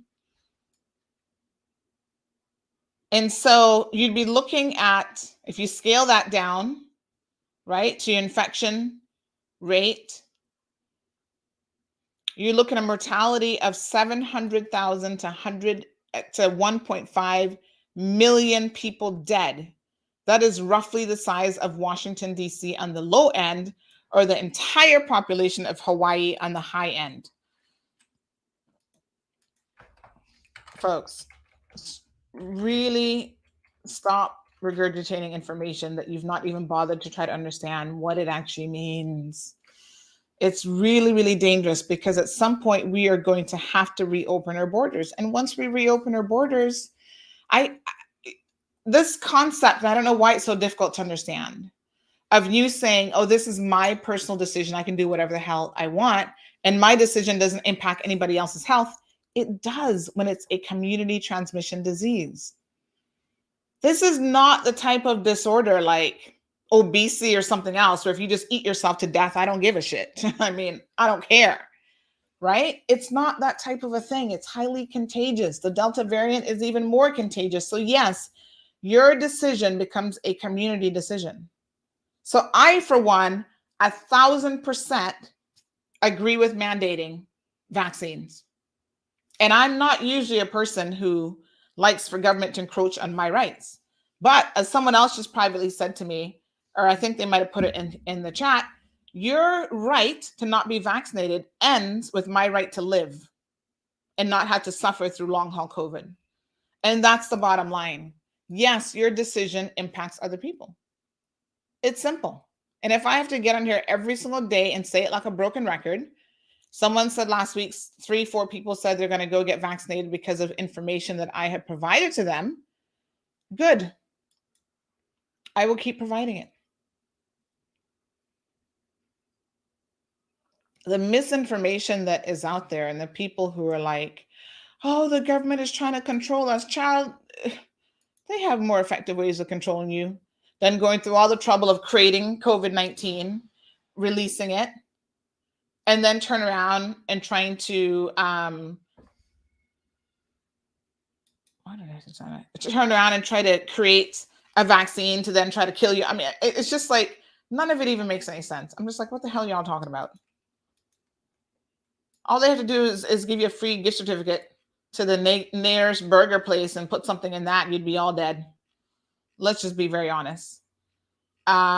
Human beings don't do much to keep themselves healthy in any event. So I don't know what y'all, the government's trying to kill us. Yes, your governments are really trying to kill you. You're doing it yourselves. The government don't have to do it. So frustrating. Oh my God. Anyway, mandated vaccines are coming, folks. My poor stomach is growling this morning. I feel extra hungry. Mandated vaccines are coming all over the world. Cayman will be no exception. You will not be able to get into the United States without it. I was trying to find that article for you guys. You're not going to be able to do anything much soon without getting a vaccine. You're happy staying at home and going nowhere and doing nothing? Then yeah, that's on you. Don't go out anywhere. That's fine. Let me see about the U.S. foreign. I think it's foreign travelers. So yeah, y'all ain't going to know Miami. Here we go. U.S. This was from August the 4th. Could make vaccines mandatory for foreigners. So the United States will require all foreign visitors to show proof of vaccination when traveling restrictions to the country are eventually lifted. So you don't believe in vaccines? Good for you. You ain't going to Miami. You won't be working at any of the grocery stores in Cayman. You'll soon not be working in any financial sectors. There will be things that you just can't do. And that's going to limit your exposure since you feel like it's your decision. It's going to limit your exposure to the rest of us who have to go to the grocery store, who have to go out and about and live our lives. So yes, you make that decision. That's your business. That's good for you. But don't encroach on my ability to have free movement and be able to go to the grocery store without catching COVID. And because I have an unvaccinated member in my household, which is a child, then passing that on to her because of your recklessness. Jem says, so true, Sanders. Some people do well running with so much garbage. It's tiring listening to them. And it's the same thing over and over and over again.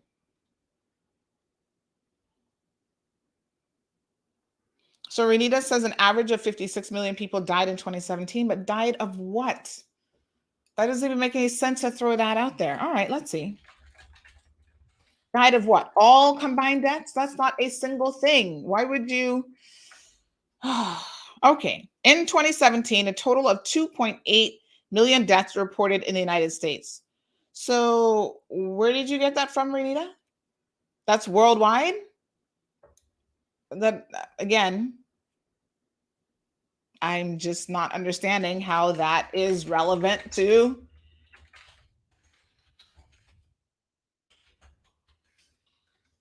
I don't understand how that's relevant to anything. So far, COVID, we have 4.3 million deaths. That's confirmed. Now let us try to remember, despite what the anti-vaxxers are trying to tell you, the figures reported by most countries are still relatively conservative when it comes to COVID, because some countries had it so bad they stopped counting. People are like, oh, they want to call every death COVID. Actually, the opposite has happened. They just stopped, like, oh, they're dead, just throw them on the pile and burn them. I'm sure you guys saw that Indian video that we posted up. Just burn them on the pile. We can't even be bothered because they couldn't even get a hospital bed. That's how overwhelming COVID was. So stick a pin. If COVID isn't that bad and it's not a problem, why are hospitals all over the world running out of beds? They had to convert was it Cuba the other day? They had to convert a hotel into a hospital in Cuba to try to make beds for the sick people. Show me which annual flu has ever taxed the medical and hospital system like COVID has. They're running out of respiratory machines. Did you guys not see the one in India? Like, people have to buy, private citizens are buying their own medicines and trying to get their own respirators and whatever to try to get people the treatment that they need, and they're still dying in the streets. They call their own private ambulance and they can't even get them into hospital because they simply do not.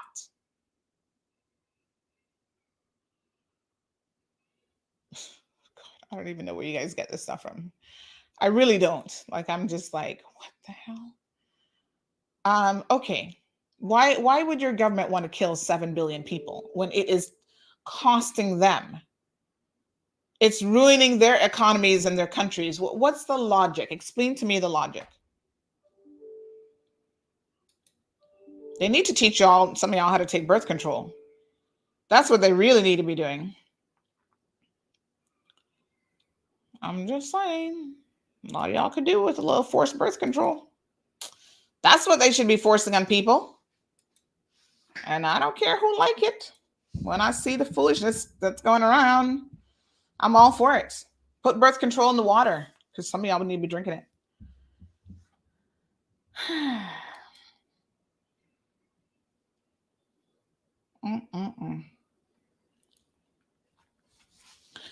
Considering that a large number of cases are asymptomatic and present only mild symptoms, most people are not even being tested around the world for COVID, folks.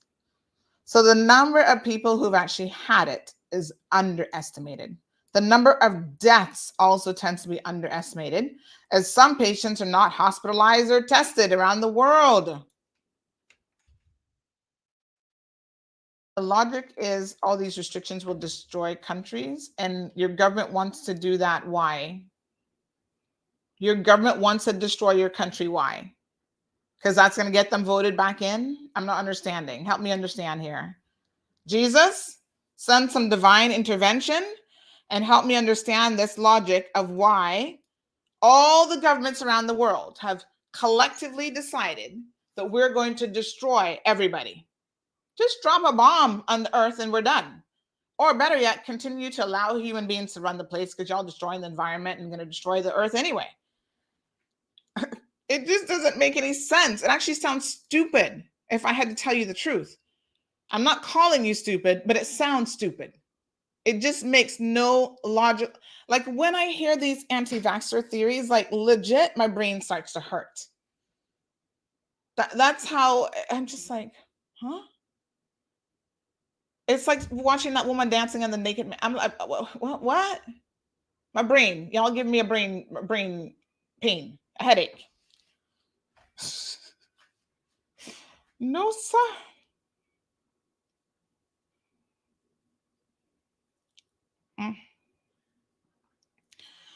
So they think that the actual cases in, for example, New York is probably 1.7 million, which is 10 times the number of confirmed cases. And that's based on an antibody testing that they did study, which showed that 12.3% of the population in the state of New York had antibodies as of May the 1st. So that survey developed a baseline infection rate. So you see all these medical terms, y'all need to start learning what these medical terms mean. What does baseline infection rate mean? Y'all need to look it up.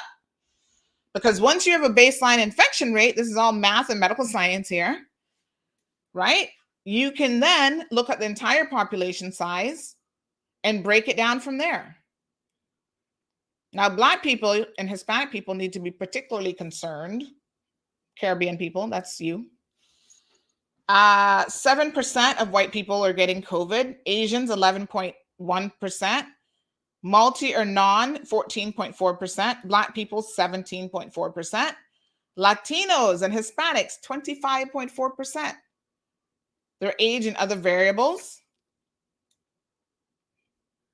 So breakdown, 19.9% of the population of New York had COVID-19 antibodies, With a population size of 8.4 million people in New York City, the percentage which would indicate that 1.7 million people have been infected with SARS-CoV-2 and recovered as of May the 1st in New York City. And they've only had confirmed cases of 166,000. And again, they've sourced it. More than 10 times less. So this is why they say the actual numbers of COVID infections and COVID deaths is anywhere from 5 to 10 times as many as what has actually been reported. Let me put the link here for you because y'all need to go read it for yourself. Look up every single word, know what mortality rate means, how it's calculated, and the whole works. What is crude mortality rate? Oh gosh, they're calling it CMR in brackets. It's not this CMR, crude mortality rates. Go look it up. Read, folks. You want to be an expert. This link that I've just provided here has a lot of statistical information. If you read nothing else and you think you understand what a 99.1% survival rate means, go read this article, understand it, and then come back and talk to me in a couple of days because it's going to take you a couple of days to go through it and look up the things that you don't understand. Sue says her brain hurting too. This is a problem with access to too much information and social media being able to just like, oh, just throw this out there and it'll stick. Because y'all be repeating stuff that you have no clue what you're repeating or anything of the sort. And it's just like, what?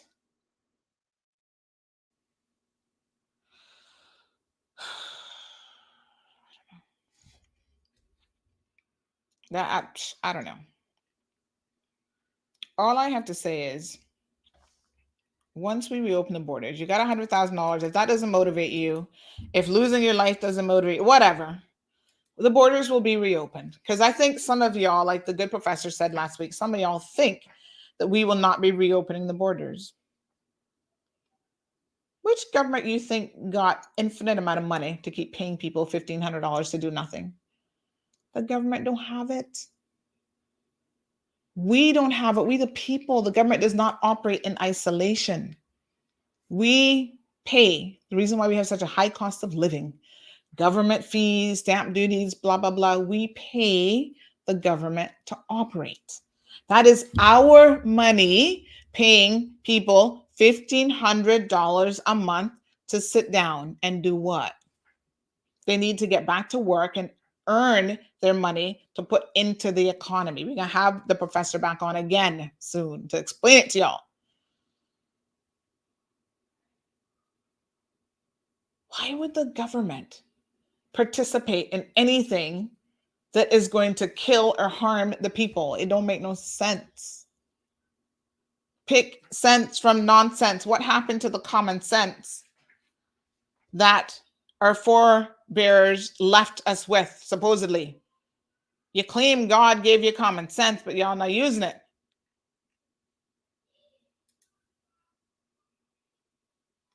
So Kizzy says, what happens to the ones that can't take the vaccine? Well, you're at risk. If you can't take it for a medical reason, you will remain at risk. And the chances of you catching it, especially if you have a population that is resistant to vaccines, is that much greater, Kizzy. So to answer your question as briefly as possible, your life is on the line if you cannot take it. But your life is on the line with a lot of other things too. And every person who refuses to take it for no valid reason is increasing the chances of you having a problem when we reopen our borders. That's why it's not a personal decision. It's not about, oh, I can be selfish and do what I want to do. So that's the bottom line, Kizzy, is that there are people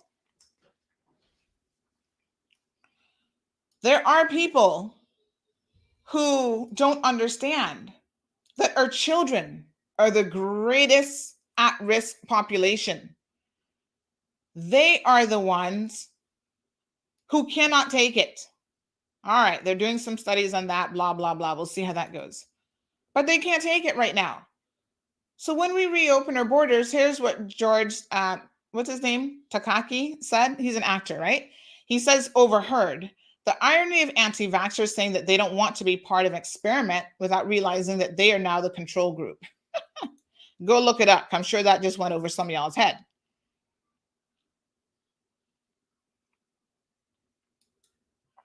I cannot say it enough, but the misinformation that is out there on vaccines, you could do yourself a favor if you really tried to read for yourselves and come to some conclusion. But if you don't do that and you just accept what other anti-vaxxers are telling you as the glorified truth, I don't even know what to say. You've been subject to mandatory vaccines your entire life, honey child. This is nothing new. It really isn't. If you don't go and get your children vaccinated right now when they're born, all those years of vaccinations, they ain't getting to no government school or no private school in the Cayman Islands. Is that not mandated vaccinations? Of course it is. What else? If I want to go to some European countries, do I not have to get certain specialty vaccinations and certain specialty treatments and so forth before I can even go against malaria and all kind of stuff? You ain't going there if you don't get it. Is that not mandatory? Ooh, I'm so afraid of this word mandatory. Stuff is mandatory every single day. It's mandatory that you wear your seatbelt. And if you don't wear it, there are consequences. Anyone who, as Tracy says here, who is on the front line, tourist workers who do not get vaccinated, we got a problem. We need to look at that report. Maybe we'll do this tomorrow from government. On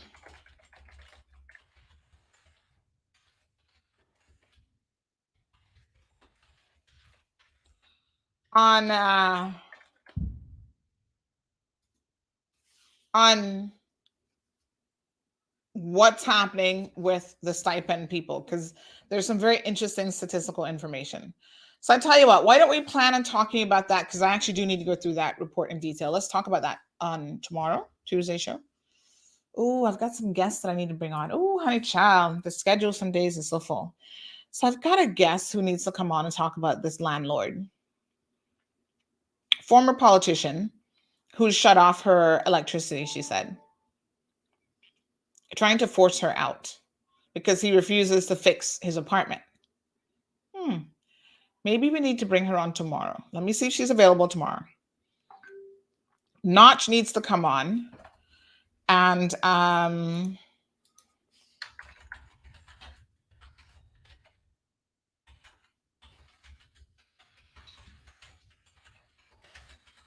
so we need to bring him on as well. He's in the UK. He's going to be performing.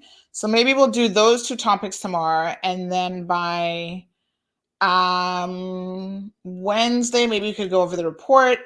And by Thursday, we need to be talking about the Ritz because they're living in La La Land.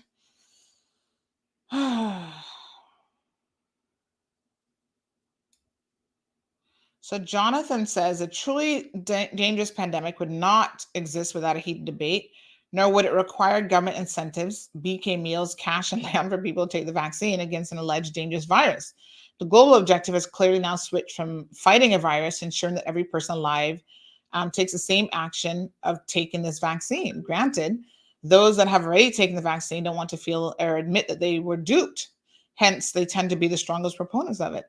I don't think it has anything to do with feeling like you've been duped. It's a sense of frustration that the reason why I took it could be for naught, which was to try to reopen our economy and keep people safe if we don't get to that 80%. It's not about me being duped. It's about other people now holding me prisoner. And I can't have the borders reopen as a country. And we can't get back to some semblance of normalcy. And there are businesses who are operating at 50% capacity, 40% capacity or less because of our closed borders. How is that fair to businesses? And if you don't think that that has a trickle-down effect, some people aren't feeling the economic impact of it yet. They really haven't, especially if they're in financial services, these law firms, blah, blah, blah. But it's not going to be long before every single one of us are going to feel it. And I'm like, why are we trying to get to that point of desperation? Are we going to sit back and wait till we're at the point of desperation where people are dying, we can't reopen our economy, we're talking about going back into lockdown, all this other stuff before people go, oh yeah, I need to get it? Let me show you what we talk about when we're talking about desperation here. Because again, when I see all these people talking about how desperate they are,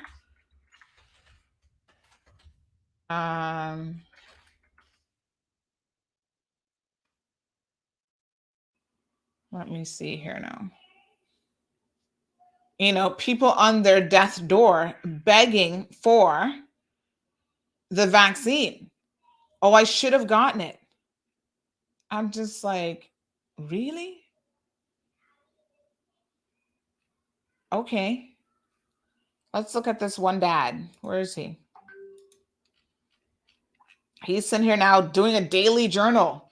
Oh my God, if I don't survive this, I want my kids to know. Wow. That's really horrible for him to be in that position. All right, hold on. Let's watch this, and then we got to end the show because we're actually out of time. I think I'm supposed to be going to the dentist this morning, actually. All right, here we go. Unvaccinated dad records days of regret in hospital, makes heartbreaking request for daughter's wedding in case he dies. Wow.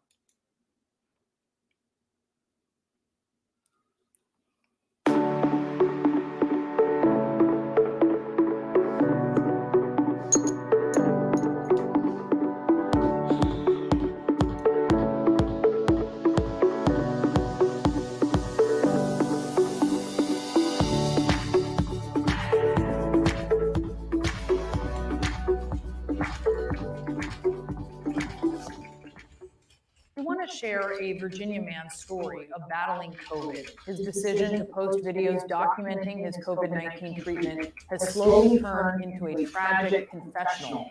Travis Campbell could die because he avoided the vaccine, and he says he truly regrets not getting the shot. He also blames himself for infecting his children, who are experiencing a rattling cough, dizziness, diarrhea, and dehydration. Travis chronicled his battle in a series of Facebook videos. The cough is ungodly. Unbearable. It just makes you think you're going to just pass out, lose consciousness. It's so dizzy, lightheaded and confused.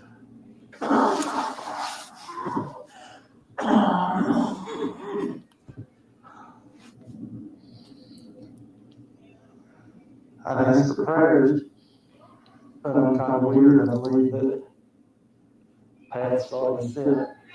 Came back out to the hospital and they've admitted me. It's real. It's kind of confusing, like you're in a fog. I have a little bit of energy. I'm breathing. It's gotten tougher. So make sure.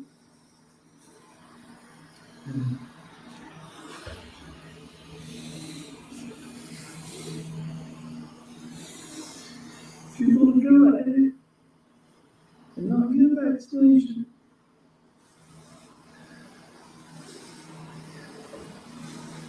make sure you go to the doctor and your affairs in order. I have blood clots and coagulated crystal particles that have grown, that I have a portion of a collapsed road. It's hard to find strength when you have so much stuff against you. But I've been listening to Alan Jackson's Precious Moments album. It's always been one of my favorites.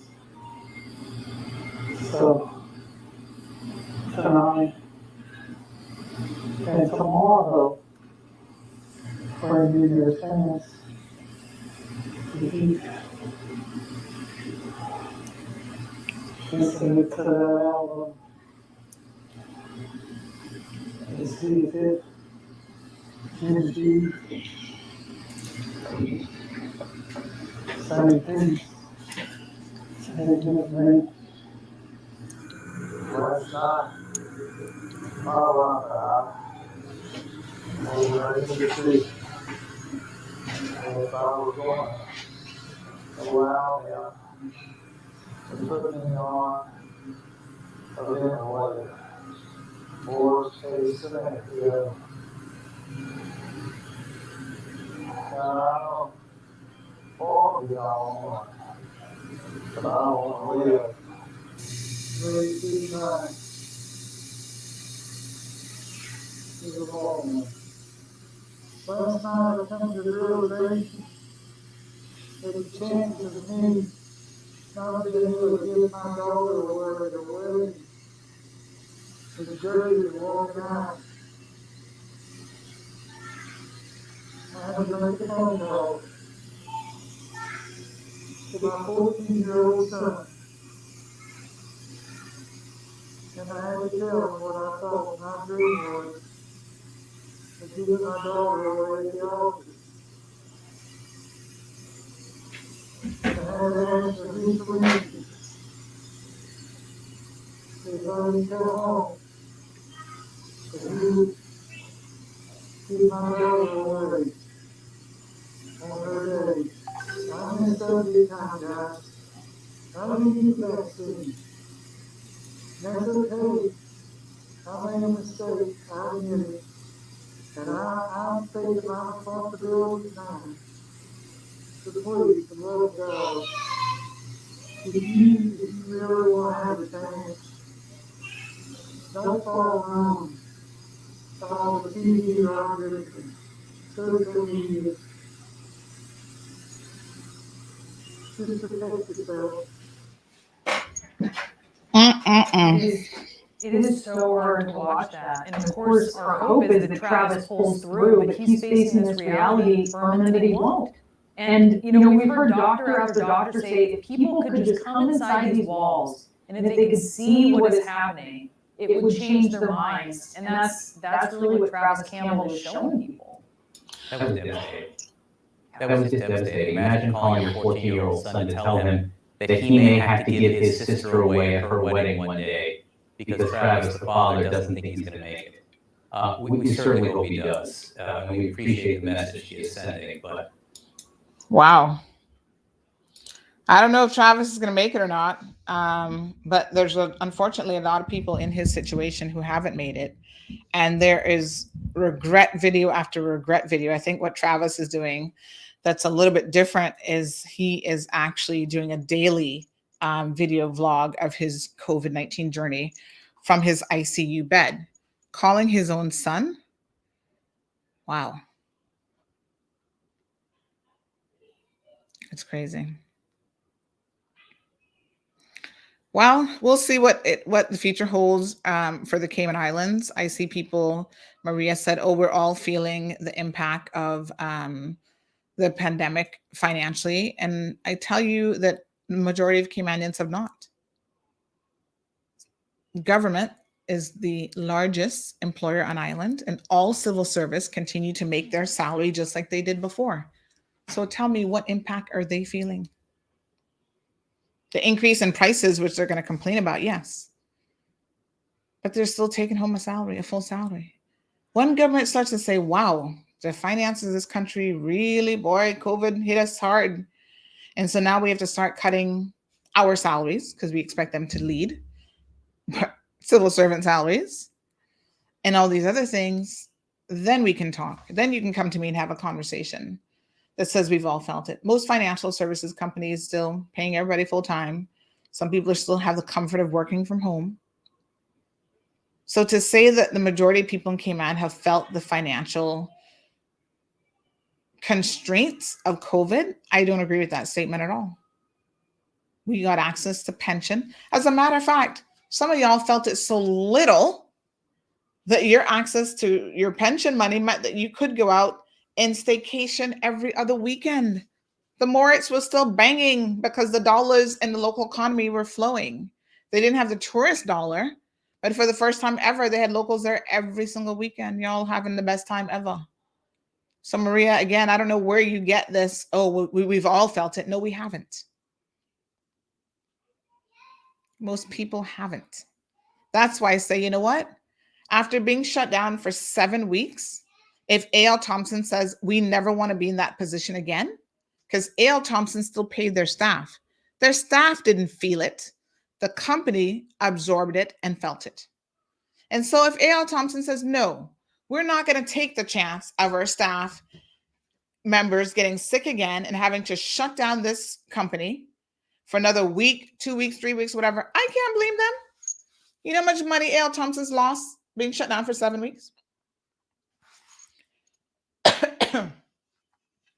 I can't believe them one bit. Anyway, folks, do your own research. Don't just keep regurgitating, oh, 99% are going to survive. That is the most ridiculous comment that I've ever heard, and it's very, very short-sighted.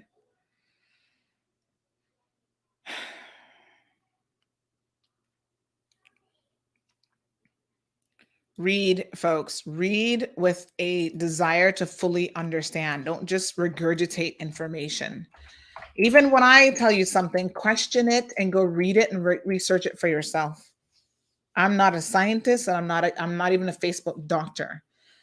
I rely on the experts. That's why they're called virologists, and that's why they spent 30, 40 years in their field of specialty. And I must just jump up out of nowhere and be like, oh, I'm going to tell y'all how this really works. No. And any talk show host, personality, anybody who does that kind of foolishness, don't believe one word that comes out of their mouths because they're a bunch of idiots.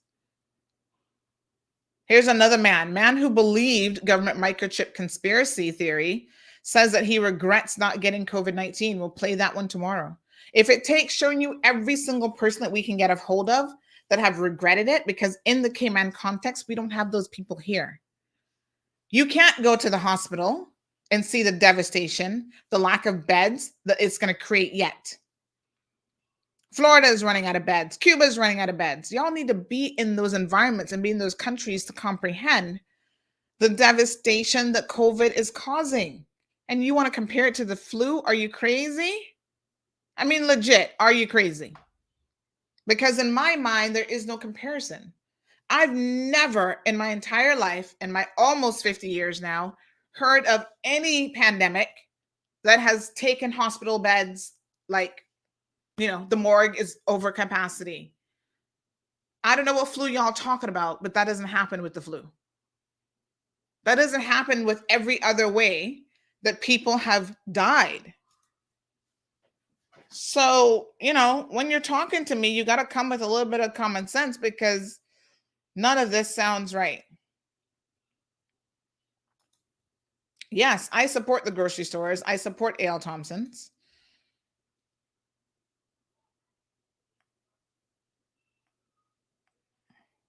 China's back to normal. If you believe that, you're crazier than them. China is not back to normal. Where do you guys get your news from? When was the last time you read anything about China? China's back to normal? 3 days ago, China sees highest daily figure of COVID-19 patients. Where did you just get that China was back to normal. You see, these are the things I'm telling y'all. Stop making these ridiculous statements when you've not done the research. August the 6th, China reported on Friday its highest daily count of new COVID-19 patients in an outbreak that began in late July, fueled by a surge in locally transmitted infections. Officials blame the latest clusters mainly in the highly transmissible Delta variant, though it has not led to widespread infection in some cities, while cases in some areas show initial signs they could ease. What did you say? China is back to normal? No, they're not.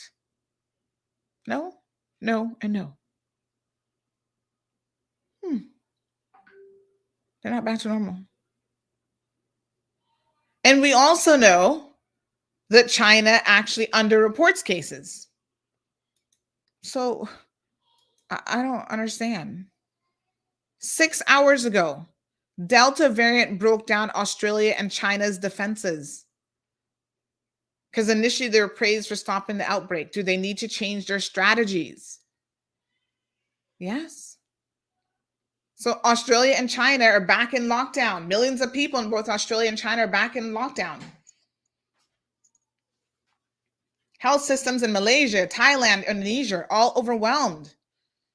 Countries like the Pacific island of Fiji, which last year had only reported a handful of cases, are now battling major outbreaks.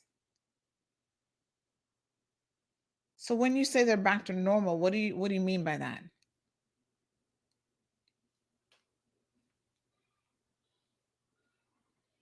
They're now doing mass testing in China. They're questioning their initial approach. I mean, folks, China is not back to normal.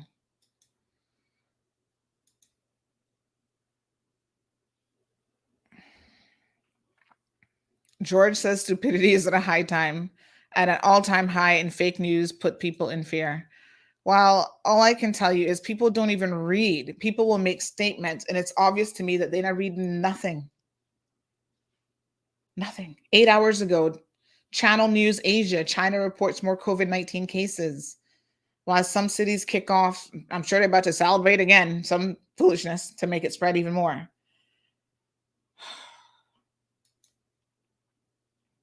Fortune magazine, dozens of Chinese officials have been punished for failing to curb its new Delta variant outbreak. Because you know Chinese, they'll kill you for this kind of stuff. And not like CayMan, where if a physician gets up and says, well, I don't know if I agree with it. In China, you go against the government policy, they'll execute you. Y'all want to talk about mandating? Go mandate that. Yes, they're back in lockdown. I don't know. I can't even, folks. Go have a sip of something that can calm you down. I'm going to go make myself some nice cold iced tea. China sees higher daily COVID in current outbreak. That was 4 days ago, folks.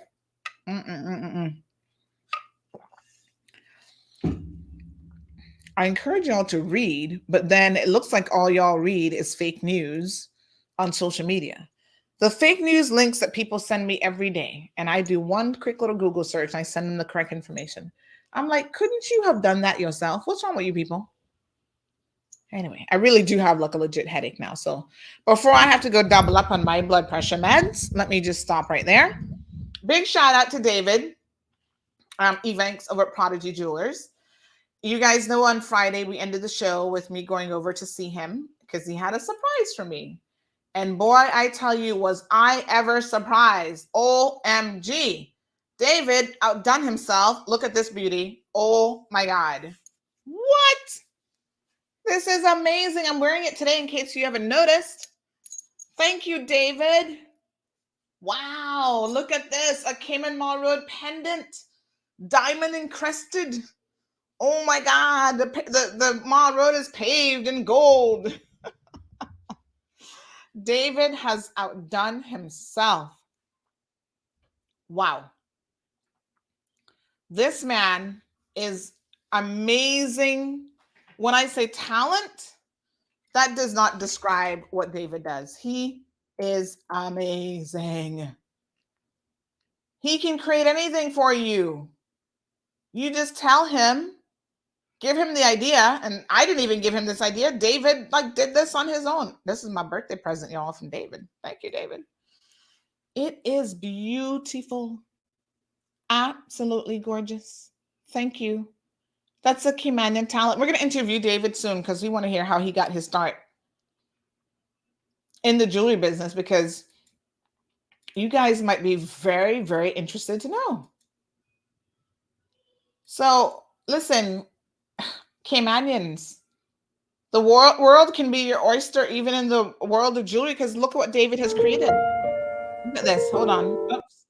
1 second. Hold on 1 second. Let me move that out of the way so you can see the video. My God, his son is so talented too. His son is following his dad's footsteps. Look at this.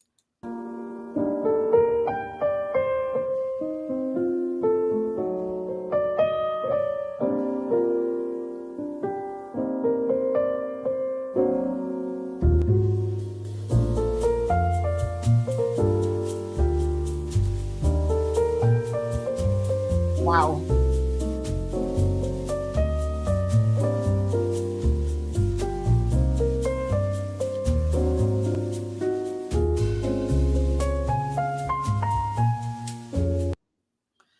Is that not just gorgeous? I'm wearing it today. This little thing kind of gets in the way though, but can you guys see it? Look at that. I went to the grocery store on Saturday and people were like, oh, let me look at what David made for you. It's just beautiful. So somebody else wants one now. You know these people. Oh, David, I need you. No, stop. It's one of a kind and he made it just for me. Y'all can't get one. But I was thinking maybe he should make something else that y'all can get. Some other kind of thing with CMR, but not this one. This is just for me. Thank you, David. Yes, he is beyond talented. Amazing. Wow. I'm just blown away. Thank you, David. I appreciate it. Magdalene having a good laugh. Folks, thank you so much for tuning in. It's been my pleasure. Although some of y'all be giving me a headache, it is still my pleasure to come here and try to educate y'all, because the education is necessary. Magdalene, Miss Darlene. Yes, child. David has, I don't know if I've shown you my flag recently, but I now have a flag. I have my coat of arms and I have my CMR one. Well, I don't know what else David's going to make for me next, but yes, child, he is just, woo, love me some David, y'all. He getting to be better than cooked food. And y'all know I love my cooked food. But anyway, yes, David, thank you so much. Love it, love it, love it. Best birthday present.